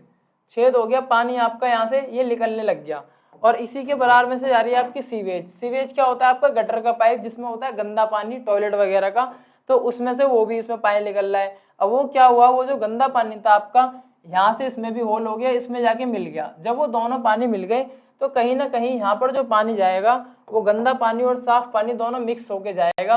उसे पीने से क्या होगा? आपको पेचिस भी होगा, टाइफाइड भी होगा, डायरिया भी होगा। तो तीनों रोग को स्टाल लगाने पानी से फैलने वाले रोग हैं। डायरिया होता है आपका डिहाइड्रेशन, जो आपका गला सूख जाता है, हालांकि ज्यादा बोलने से हर किसी का सूखता है, मेरा भी यहाँ पर सूख रहा है, वो वाली बात नहीं है, नॉर्मल जरूरत से ज्यादा। ये तीनों आपके क्या है? पानी वाले रोग हैं। उपरोक्त सभी आपको मैंने पूरा समझा दिया। ये क्या है आपका? ये आपका सीवर का पाइप है जिसे हम कहते हैं गंदा पानी जिसमें जाता है, और ये कौन सा है आपका? ये आपका पीने वाले पानी की लाइन है। जब ये दोनों लाइनें एक दूसरे में मर्ज हो जाएंगी, जब जाके क्या बनेगा आपका? ये पानी यहाँ चला जाएगा और पीने से बनेगी बीमारियां, जो मैंने ऊपर आपको बताई है। ध्वनि की तीव्रता निम्नलिखित में से किस में? देखिए ये क्वेश्चन तीसरी बार आ रहा है। मैंने कहा है डेसिबल। डॉक्टर की दुकान में जाओ, बुखार चेक करने के लिए अगर आपके हाथ में 1 किलो का बाट रख दे तो आप बोलोगे सर कैसी बात कर रहे हो? तो मैं वही बात कर रहा हूँ। ऐसी वॉल्यूम को नापने के लिए कोई 1 किलो नहीं चलता, 1 किलो नहीं चलता, 37 सेंटीग्रेड नहीं चलता, 98.6 फ़ारेनहाइट नहीं चलता। उसके लिए अनेक अलग यूनिट बनी है जिसे कहते हैं हम डीबी, जिसे क्या कहते हैं? डेसिबल। मैक्सिमम 120 तक शायद ह्यूमन सुन सकता है, या उससे ऊपर। ये डीबी डेसिबल में से मेजर किया जाता है, और एक फिक्स लेवल के बाद अगर उससे ज्यादा हो रही है तो इसे क्या कहते हैं? ध्वनि प्रदूषण के नाम से इसे जाना जाता है। चिपको आंदोलन दोबारा आ गया। क्या था ये चिपको आंदोलन? क्या था आपका? यूएच के उत्तराखंड में इसकी शुरुआत हुई थी। कहाँ से हुई थी? चमोली गांव से। चमोली गांव से हुई थी। क्या करा था इसमें? जो पेड़ काटने के लिए कुछ लोग आए थे, गांव वाले लोगों ने क्या करा था? मान के चलिए ये आपका एक पेड़ है और इसे कोई काटने के लिए आया है, तो जो आपके गाँव के अंदर के लोग थे उन्होंने क्या किया? ये आया, एक व्यक्ति आया, इनने क्या करा? ये खड़ा हुआ और अपने दोनों हाथों से ऐसे पेड़ को क्या कर लिया, कवर कर लिया, जब से इसका नाम पड़ गया क्या, चिपको आंदोलन। इसने पूरे पेड़ को ऐसे पकड़ के चिपक गया, तो यही बन गया चिपको आंदोलन, और कुछ नहीं था, ऐसा नहीं था कि उन्होंने ग्लू लगा के चिपकाई हो, बस यही कारण है इसका नाम चिपको आंदोलन पड़ गया। एस्बेस्ट क्या है, अधातु खनिज, ये भी क्वेश्चन दोबारा आया है। जीवाश्म ईंधन है, जीवाश्म ईंधन मैंने आपको क्या बताया था अभी, पुनर्जीवित ना होने वाला संसाधन। ये अगर एक बार खत्म हो गया हम इसे नहीं ला सकते, एलन मस्क भी इसे दोबारा नहीं ला सकता, ये होता है जीवाश्म ईंधन। अब आप समझ जाइए कितना इंपॉर्टेंट है ये। कार्बनिक पदार्थों में निहित ऊर्जा का कारण कहलाता है, कार्बनिक पदार्थों में निहित ऊर्जा कहलाती है, क्या कहलाती है, बायोमास ऊर्जा। जो आपके कार्बनिक पदार्थ होते हैं उनमें जो आपकी एनर्जी होगी उसे क्या कहेंगे, आपका बायोमास एनर्जी के नाम से उसे जाना जाता है। कंपोस्ट, वर्मी कंपोस्ट, ये भी दोबारा आया है, जो भी आए थे ना अभी क्या आया था ऊपर, एपीकल्चर आया था, और क्या आया था आपका, पीसी कल्चर आया था, हर्टिकल्चर, ये सारी चीज आई थी ना। तो अभी भी मैंने क्या होता है, वर्मी कंपोस्ट क्या होता है, केचुए से संबंधित होती है। इसमें केचुओं को एक तरह से पाला जाता है। आपको पता है केचुए क्या कहता है, किसान का मृत्यु दोस्त कहा जाता है, फ्रेंड। क्यों कहा जाता है, क्योंकि वो खेती जो होती है आपकी, खेती जो होती है उसमें जाकर मिट्टी के अंदर चलता है, मिट्टी को छेद वेद करता रहता है, मिट्टी खाता है, और वहां पर अपना जो भी करता है प्रोसेस, उससे क्या होता है, किसानों की हेल्प होती है, ऐसे मान लीजिए। भारतीय गैंडा कहाँ सुरक्षित है, अब बताइए, मैं 2 बार बता चुका, फिर से क्वेश्चन आ रहा है। काजीरंगा नेशनल पार्क, ये जगह कहाँ पर है, मैंने इसके बारे में भी आपको बता दिया। असम के अंदर जगह है, एक सींग वाला गैंडा यहाँ पर रहता है। कारण भी क्यों बता रहा हूँ, यहाँ पर ये पार्क क्यों बनाया गया, उस सींग के लिए इसका लोग शिकार करते हैं। अंतर्राष्ट्रीय बाजार में लाखों करोड़ों उसकी कीमत होती है। बैतला राष्ट्रीय उद्यान कहाँ स्थित है, तो अब मेरी बात मानो तो आप प्रतियोगिता चैनल पर जाओ, जो हमारा प्रतियोगिता चैनल है, जो ब्लू आइकन में आपने देखा है, ब्लू आइकन में आपने देखा है, उस पे जाइए, और एक प्लेलिस्ट वहां पर बनी हुई है पार्क्स के नाम से। जो आपके पार्क है ना, जितने भी उसके ऊपर वीडियो बनी है, उसे ढंग से देख लीजिए। ईवीएस में आपको कहीं ना कहीं 50% आपको हेल्प मिलेगी। सर ने या मैंने उसमें अच्छी तरीके से बताया गया कितने नेशनल पार्क हमारे यहाँ हैं, किस नेशनल पार्क में कौन सा जानवर है और उसकी जगह कौन सी है। ठीक, तो जरूर यहाँ पे विजिट करें और इस वीडियो को देखें। झारखंड के किस जिले में पक्षी अभ्यारण्य, ये देखिए, मैं कह रहा हूँ ना कहीं मैं सोच समझ के कह रहा हूँ, साहेबगंज। तो उस वीडियो को जरूर देखना, उसमें हमने पिक्चर्स भी लगा रखी है, उसमें हमने लोकेशन भी बताई है। क्या बताई है हमने, लोकेशन भी बताई है, वहां हमने स्टेट भी बताया है, स्टेट भी बताया है, और हमने शायद उसकी डेट भी बताई है कब बना, और वो कहाँ, वहाँ कौन सा एनिमल पाया था, ये तक हमने वहां पर बताया। तो उसको एक बार जरूर देखें वीडियो, यहाँ सारी चीजें डिटेल से नहीं बताई जा सकती। ठीक, नॉट-लिटी सीधे निर्भर होता है, नॉट-लिटी, इसको शायद सही से यहाँ पर नहीं लिखा गया। जनसंख्या जन्म दर, आपको पता है जो किसी भी एरिया की पॉपुलेशन होती है, वो किन कारणों पर निर्भर करती है। आपको पता है, आपने सुना होगा, एक तो जन्म दर और मृत्यु दर। अगर जन्म दर अधिक होगी, मृत्यु दर कम होगी, तो क्या होगा, आपको इसके, आपने ये भी सुना होगा CBR, सेंट्रल बर्थ रेशियो, सुना है ना। तो जहां जन्म ही जन्म हो रहे हैं, मृत्यु कम हो रही है, तो वहां क्या होगा, कहीं ना कहीं क्या होगा, तो जनसंख्या विस्फोट होगा, जनसंख्या बढ़ेगी। जो भारत में हो रहा है, नहीं हो रहा, चीन पीछे हो गया, क्या कारण है, उच्च जन्म दर, निम्न मृत्यु दर। एड्स का संचरण होता है, अब देखिए क्वेश्चन क्या है, हाथ मिलाने से, बेवकूफी वाली बात है, असुरक्षित यौन संबंध, अनऑफिशियल सेक्स रिलेशंस, रक्त ट्रांसफ्यूजन से। रक्त ट्रांसफ्यूजन वही है, अगर आप किसी ऐसे व्यक्ति से जिसको पहले से ही एड्स है, उसका खून आप में मैच हो जाए, या कोई सीरीज वगैरह आप उसकी लगा लें। अच्छा एग्जांपल देता हूँ, आपने पता है कुछ लोग ड्रग्स लेते हैं, आपने मूवीज वगैरह में देखा वो ड्रग्स लेते हैं, नशे में उन्हें याद नहीं रहता। अब एक इंजेक्शन किसी व्यक्ति ने यूज कर लिया, एक इंजेक्शन किसी व्यक्ति ने, मान के चलिए आपका यूज कर लिया, फिर क्या करते हैं, उसी इंजेक्शन से कोई दूसरा व्यक्ति नशे में तो वो होता ही है, अपने हाथ में भी उसी लगा लेता है। फिर उसे सुबह पता चलता है कि भाई ये इंजेक्शन तो मेरे दोस्त का था, और उसे क्या हो जाता है, एड्स हो जाता है सुबह। ठीक, तो उसका फेस कुछ सुबह ऐसा होता होगा, क्योंकि उसे रात में पता नहीं उनने क्या कर दिया। ये केस हमारे यहाँ के ही है, मैंने आपको ये वाला ऑप्शन बताया, रक्त ट्रांसफ्यूजन से क्या होता है, क्योंकि एक ही सुई 2 व्यक्तियों में कभी भी नहीं लग सकती। जैव विविधता दिवस किस दिन मनाया जाता है, तो ये मनाया जाता है आपको 23 मई। आपको एग्जैक्ट याद करना पड़ेगा, कोई इसकी ट्रिक नहीं है ना, यहाँ पर कोई बता सकते, डेट टू डेट है। जैविक संसाधन में सम्मिलित नहीं है, जैविक संसाधन आपको पता है, खनिज कोई जिंदा नहीं होते, ना ये सांस लेते, वन होते हैं, जीव जंतु होते हैं, चारागाह होते हैं, चरने वाले। खनिज क्या होते हैं, खनिज जो आपके क्या है, ये सोना चांदी हीरे जवाहरात, तो ये कहीं ना कहीं लिविंग थिंग्स थोड़ी है, गले में पहन के घूम रहे हो तुम, इन्हें कहीं भी रख दो। पर्यावरण जीव के पारिस्थितिक कारकों का योग है, किसने कहा था भाई, ये एक वो है स्टेटमेंट है, पर्यावरण जीव की पारिस्थितिक कारकों का योग है, ये कहा था आपका फिटिंग ठीक। उत्खनन का पर्यावरण पर क्या प्रभाव पड़ता है, उत्खनन पर्यावरण नष्ट हो जाता है। उत्खनन वही है, जमीनों को ज्यादा से ज्यादा खोदा जा रहा है, चाहे वो कोई भी काम हो। अभी पता दिल्ली मेट्रो का काम चल रहा है, पूरी दिल्ली खोखली हो चुकी है, अगर ढंग का कोई भूकंप आ गया यहाँ भी, हालांकि मैं यूं नहीं कह रहा, पढ़े लिखे वाली बात आप कहोगे सर कैसी बात कर रहे हो, देखिए जरूरत से ज्यादा किसी चीज की ज्यादा अगर छेड़छाड़ की जाएगी कहीं ना कहीं नुकसान तो होना ही है। अब जब ये प्राकृतिक चीजों को लेते हैं, चाहे वो आपका क्या हो, चाहे आपका गोल्ड हो, चाहे आपका वो सिल्वर हो, आपने आए दिन सुना है कि वहाँ भूमि धस गई, या वो आपका क्या है कोयला हो, जरूरत से ज्यादा अगर किसी चीज के साथ छेड़छाड़ करोगे तो कहीं ना कहीं वन संपदा नष्ट होगी ही होगी। औद्योगिकरण का प्रभाव पर्यावरण पर पड़ता है, क्या क्या होता है इंडस्ट्रियलाइजेशन से, वायु प्रदूषण होता है, ध्वनि प्रदूषण, जल प्रदूषण, क्यों नहीं होता। तुम्हारे बराबर में किसी के यहाँ लैंटर डल रहा हो, तुम्हारे बराबर में किसी के यहाँ लैंटर डल रहा हो, तुम वहां पर पढ़ोगे ध्वनि प्रदूषण, कोई यहाँ डीजे बजा रहा हो तुम्हारे एग्जाम सेंटर के बाहर, जल प्रदूषण जो आपको पानी मिला एग्जाम सेंटर में वो गंदा हो, तीनों की तीनों चीज मैंने बता दी। तो आप समझ सकते हो यहाँ पर ये पॉल्यूशन क्या होते हैं, जब कोई चीज आपकी जरूरत से ज्यादा मात्रा में आपको दी जाने लगे तो कहीं ना कहीं वो क्या होता है, वो उसका गलत तरीका होता है और उसे पॉल्यूशन में हम ऐड करते हैं। निम्न में से कौन सा अक्षय संसाधन नहीं है, अक्षय घुमा फिरा कर नाम आ रहा है, जैविक कह सकते हो या आप बायोटिक कह सकते हो, तो खनिज इस कैटेगरी के अंदर नहीं आता। पानी का सर्वाधिक उपयोग होता है, पीने में कितना पियोगे, 10 गिलास 5 गिलास, सबसे ज्यादा होता है आपका खेती में, लेकिन अगर खेती आपको ऑप्शन न मिले तो उद्योग में भी आप लगा सकते हो, और सबसे ज्यादा जहां तक मेरा एक्सपीरियंस है कागज उद्योग में यूज होता है ठीक। खनिज पदार्थ जिन कच्ची धातुओं में मिलते हैं उन्हें कहा जाता है अयस्क, क्या कहा जाता है अयस्क। खनिज पदार्थ ऐसा नहीं है जो सोना चांदी तुम गले में पहन के घूम रहे हो डायरेक्ट जमीन में से ऐसा निकला, नहीं, अगर उसे डायरेक्ट जो निकालते हैं कुछ पत्थर टाइप के स्टोन्स टाइप्स के वो टुकड़े होते हैं, अगर उन्हें तुम हाथ में लेके घूमोगे सुनार के पास जाओगे उसकी 1 रुपए की भी वैल्यू नहीं होती है। तो कहीं ना कहीं क्या है वो आपको ऐसे टाइप में मिलते हैं, फिर काफी सारे उसके प्रोसेस होते हैं 1 2 3 4, जब जाके वो सोना बनता है, जब जाके उसकी कीमत 55,000 50,000 या 60,000 रुपए तोले होती है मार्केट के अंदर ठीक। निम्नलिखित में से कौन सा अधात्विक खनिज है, धात्विक अधात्विक, अगर नहीं पता तो इसको मैं बता रहा हूं आपको, धात्विक ठीक, और एक होता है आपका अधात्विक, इनकी कुछ कैटेगरी होती हैं, हालांकि इंग्लिश वाला वर्ड अभी मुझे याद नहीं आ रहा है वो कौन सा है धात्विक अधात्विक।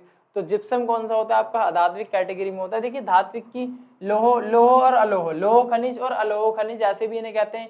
इनमें क्या होता है, इनकी चमक होती है, चमक होता है इनमें, इनका साउंड होता है अपना, और ये कैसे होते हैं, ये आपके जो कहते हैं सॉलिड होते हैं, सॉलिड तो हालांकि ये भी होते हैं, तो जबकि इनमें क्या होता है ये आपको कम चमकदार मिलेंगे, इनकी आवाज भी आपको कम मिलेगी ठीक। तो ये धात्विक अधात्विक है। आपकी ग्रेफाइट की बात करूं, जो पेंसिल जिससे बनती है आपकी ग्रेफाइट जो नोक होती है, तो बताइए कहीं ना कहीं आपको पता है ये भी आपका खनिज का पार्ट है, ये आपका खनिज का पार्ट है। वनों के विकास को प्रभावित करने वाला प्रमुख तत्व कौन सा है, तापमान जलापूर्ति मिट्टी, ये सभी है। तापमान जरूरत से ज्यादा हो जाएगा वहां पर पेड़ बन जाएंगे, तुम्हें फिर याद आती है राजस्थान के मरुस्थल की। जलपूर्ति, जरूरत से ज्यादा पानी कहीं आ जाएगा तो वहाँ क्या बनाएगा, फिर बन जाएगा वहाँ समुंदर। मिट्टी, अगर मिट्टी वहां पर सही ढंग की नहीं है, ज्यादा रेतीली है, तो कहीं ना कहीं तीनों कंपोनेंट मिलकर ही कहीं ना कहीं क्या करेंगे, आपको वनों के विकास के लिए बहुत ही जरूरी है।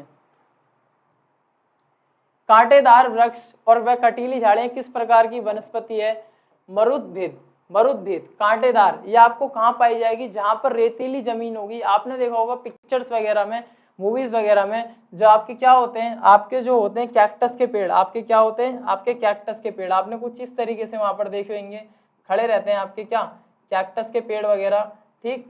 अगर आपने नहीं देखे तो आपको याद होगा कैक्टस के पेड़, उनमें कुछ कांटे निकले रहते हैं। ये कहाँ पर पाए जाते हैं, रेगिस्तान वगैरह में ही तो पाए जाते हैं आपके। तो ये क्या है, ये आपके मरुभूमि में पाए जाते हैं ठीक, जहाँ पर पानी वगैरह, जिसे हम नॉर्मल एलोवेरा तुमने देखा है, कैक्टस उसी का बड़ा रूप होता है बहुत ज्यादा। पर्यावरण के संबंध में कौन सा तथ्य गलत है, जैव मंडल पर्यावरण के अध्ययन की आधारभूत इकाई है, हाँ है। जीव मंडल में भौतिक और जैविक दोनों तत्व शामिल हैं, ठीक है। अपने मृत अवयवों को अपघटित कर सकते हैं। कहीं ना कहीं ये वाला ऑप्शन जो है गलत है। जो हरे पौधे होते हैं अपने मृत, जो चीजें उनकी मर चुकी हैं, अपघटित है, उन्हें दोबारा से जीवित कर सकते हैं? नहीं कर सकते, क्योंकि पौधे खुद क्या है, पौधे खुद क्या है, आपके लिविंग थिंग्स के अंदर आते हैं, लिविंग थिंग्स के अंदर आते हैं। ये खुद किसी को कैसे जिंदा कर सकते हैं? मृत अवयवों को अपघटित ये आपका नहीं कर सकते। पर्यावरण के घटकों में आप किसे सम्मिलित करेंगे? तीनों ही सम्मिलित होंगे, जल, वायु और मृदा। अब बताइए इनमें से कौन सा आपको पर्यावरण में नहीं मिलता? पर्यावरण को सर्वाधिक बिगाड़ता है, क्या बिगाड़ता है बताइए, क्या बिगाड़ता है? पशुपालन करने से पर्यावरण बिगड़ जाएगा, खेती करने से बिगड़ जाएगा, उद्योग धंधों से बिगड़ता है। जरूरत से ज्यादा अमेजोन फ्लिपकार्ट से सामान मंगाओगे, पैसा भी खर्च होगा, और वो जो कंपनियों से बेच रहे हैं वो अंधाधुंध चीजों को तोड़ेंगे, फोड़ेंगे और तुम्हारे घर तक सामान पहुंचाएंगे, ठीक है। पर्यावरण, परिवहन आपको पता है क्या होता है? आपका ट्रांसपोर्ट होता है, जो आप बस वगैरह में विजिट करते हो, ठीक। तो इससे क्या नुकसान होता है? पहले के टाइम में भी था, हालांकि कहीं ना कहीं ये पॉल्यूशन का कारण है, लेकिन जरूरत से ज्यादा भी नहीं है। सरकार पूरी कोशिश कर रही है सीएनजी आए, इलेक्ट्रिक आए, लेकिन उद्योग धंधे कभी कोशिश नहीं करते कि इनकी कोस्ट में कमी आए। ये चाहे आग लगा देंगे एक बार को, लेकिन इनका प्राइस आसमान छूना चाहिए। इन्हें इस बात से मतलब होता है ना, देश दुनिया धरती से कोई मतलब नहीं होता। फिर अपने खोखले दावे करते हैं कि इन्हें 10 रुपए दान दीजिए, इन्हें 20 रुपए दान दीजिए, पर्यावरण को बचाएंगे। पहले नुकसान करवाते हैं, फिर डोनेशन मांग के हम ही से लूटते हैं। पर्यावरण व स्वास्थ्य की व्याख्या करने के हेतु भूगोल की किस शाखा को विकसित किया गया है? तो देखिए, पर्यावरण और चिकित्सा भूगोल, कॉमन सेंस लगाइए। स्वास्थ्य किस में आता है? चिकित्सा में। पर्यावरण भूगोल का पार्ट है, तो पर्यावरण में स्वास्थ्य की व्याख्या करनी होती है किस शाखा? भूगोल की ना कुछ शाखा होती हैं, जैसे मानव भूगोल, जनसंख्या भूगोल, चिकित्सा भूगोल, उद्योग भूगोल, काफी सारी इसकी ब्रांच होती हैं। और बीच में क्या होता है? बीच में होता है आपका एनवायरमेंट, ठीक है। तो ये बीच में आपका सेंटर पॉइंट होता है और बाकी सारे इसके पार्ट्स होते हैं। जनसंख्या वृद्धि को प्रभावित करने वाले कारकों में कौन सा कारक प्राकृतिक कारक है? प्रजाति की प्रजनन क्षमता। प्रजनन मतलब होता है आपको जो होता है रिप्रोडक्शन, लाइक जो ह्यूमन में होता है, जिससे बेबी वगैरह का प्रोसेस होता है। तो सबसे ज्यादा प्रजाति की प्रजनन क्षमता ही होगी। प्राकृतिक कारक जो बढ़ रहा है, विभागीय आयु, इससे तो कोई मतलब नहीं है। आयु संरचना, स्वास्थ्य दशा। जनसंख्या विस्फोट, आगे ना वही बात, विस्फोट मतलब धमाका। धमाका क्या? आपको पता है 1921 को जहां तक है, या मेरे को जहां तक क्लियर है, इसी सन को जनसंख्या का विस्फोट वाला सन कहा जाता है। इस समय क्या हुआ था? काफी सारी चीजें यहाँ पर हो चुकी थी। स्वास्थ्य सेवाएं आपकी सुधर गई थी, ठीक, स्वास्थ्य सेवाएं सुधर गई थी, ह्यूमन को नॉलेज भी आ गई थी। तो इन दिनों जनसंख्या बहुत ज्यादा तेजी से बढ़ी, और यही कारण है कि आज इंडिया नंबर 1 हो गया। आपको पता है किस चीज में हुआ है? चाहे वो कोई अच्छी चीज हो चाहे गलत हो, तो उच्च जन्म दर, बच्चे पैदा हुए जा रहे हैं और लोग मर कम रहे हैं। हालांकि लाइन कहने में बहुत अजीब लग रही होगी तुम सबको, लेकिन विस्फोट जब भी होता है, जो बैलेंस से कैसे चलना चाहिए था, आज वो बैलेंस यहाँ हो चुका है। यही कुछ कारण है कि ये विस्फोट कहा जाता है, ठीक।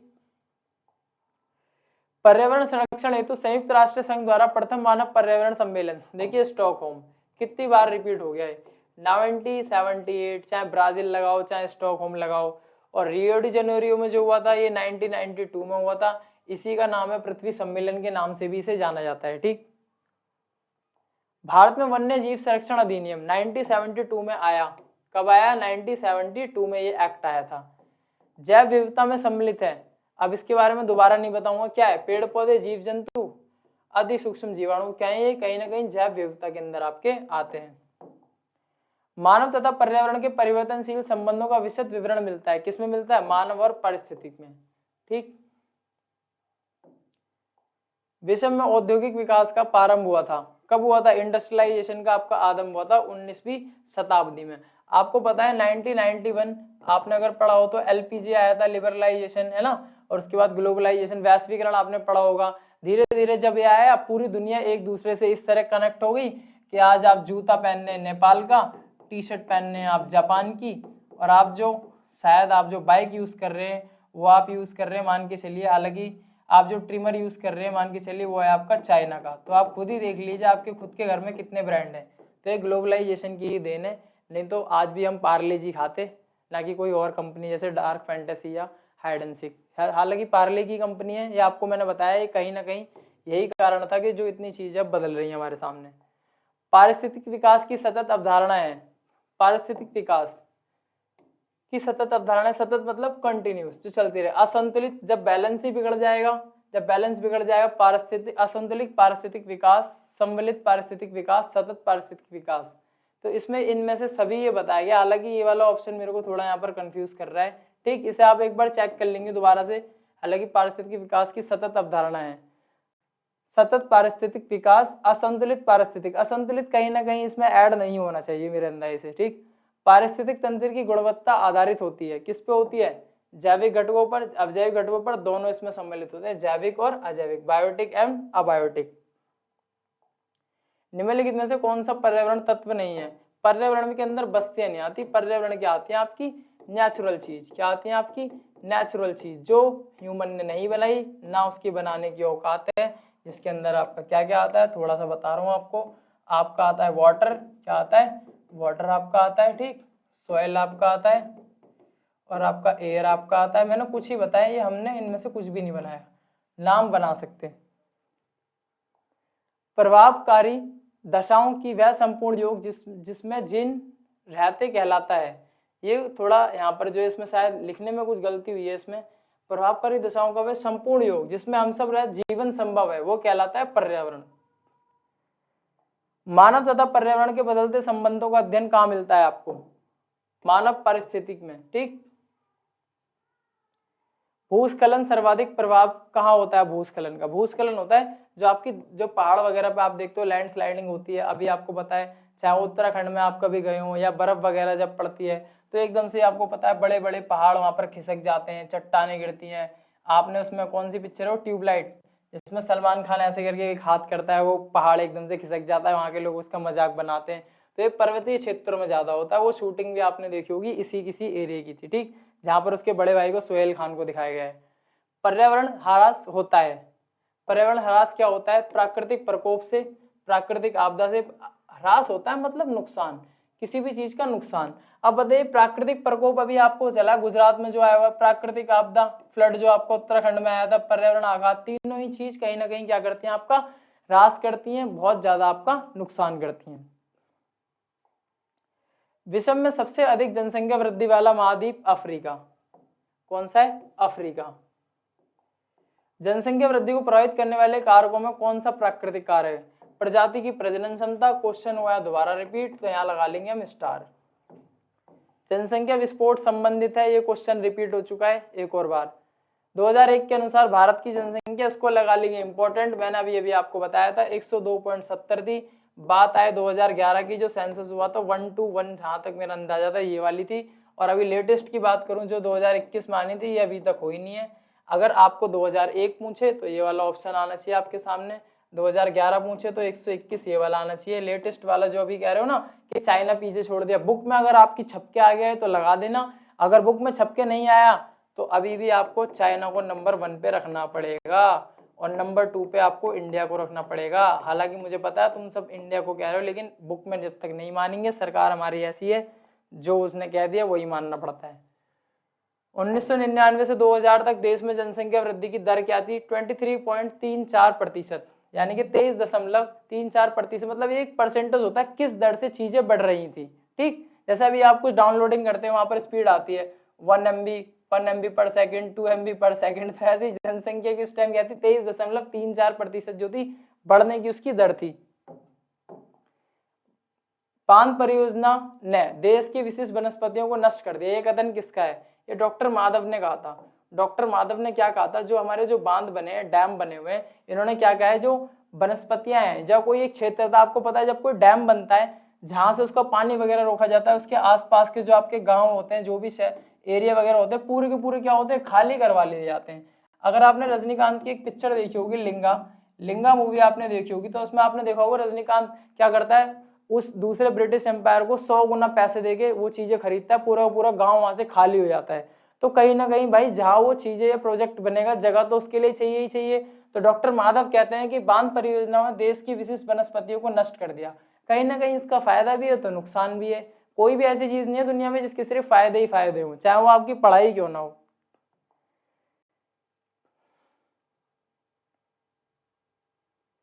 निम्नलिखित में से किस क्षेत्र में झूमिंग कृषि से वनों का विनाश सर्वाधिक हुआ है? उत्तर पूर्वी राज्यों में की जाती है झूम कृषि, जिससे आपकी वन, इसकी आपकी वन क्या कहते हैं, वन खेती या आपकी जो कृषि होती है ये भी आपको कहा जाता है। क्यों? क्योंकि यहाँ पे क्या कहता है, यहाँ पर आग लगा के कुछ ऐसा प्रोसेस होता है, जैसे खेत काटने के बाद जो घास बचती है ना उसमें आग लगा देते हैं, उसे उखाड़ते नहीं है। जैसे आपको पता होगा, आपने न्यूज में सुना होगा, पंजाब और हरियाणा के जो किसान है, पंजाब हरियाणा के जो किसान है, हालांकि वहां से कोई हो और वीडियो देख रहा हो अपने ऊपर नाले, उनका कहना है वो जो आग लगा देते हैं पराली, आपने सुना होगा ना पराली मैन खेती करने के बाद जो प्रोसेस का नीचे का स्टेप रहता है वो वाला हिस्सा होता है। अब ये सोचते हैं उसे उखाड़ने के लिए दोबारा मेहनत क्यों करें, इसलिए माचिस की एक तिल्ली लेके फेंक देते हैं, उसमें लग जाती है आग, फिर उससे होता है धुआं, दिल्ली के लोगों का घुटता है दम। ठीक, तो ये क्या है, उत्तर पूर्वी भारतीय राज्यों आदिवासी क्षेत्रों में की जाती है बर्निंग, लेकिन कहते हैं कि उनके लिए अच्छा रहता है ये। तो आपने ये देखी थी मैराथन, तो आशा करता हूँ आपको ये क्लास पसंद आई होगी। और इसके अलावा BEVAE 181, इसके अलावा इसकी कोई भी क्लास अभी तक जो हमने नई इसमें बनाई है, ये आपकी मैराथन, आप कभी भी पेपर देने जाएं, आशा करता हूँ आपके लिए पूरी हेल्प करेगी। और इसी तरीके से इग्नू वाले से आप जुड़े रहें, और कोई भी आपका डाउट हो तो कमेंट में जरूर शेयर करें। धन्यवाद।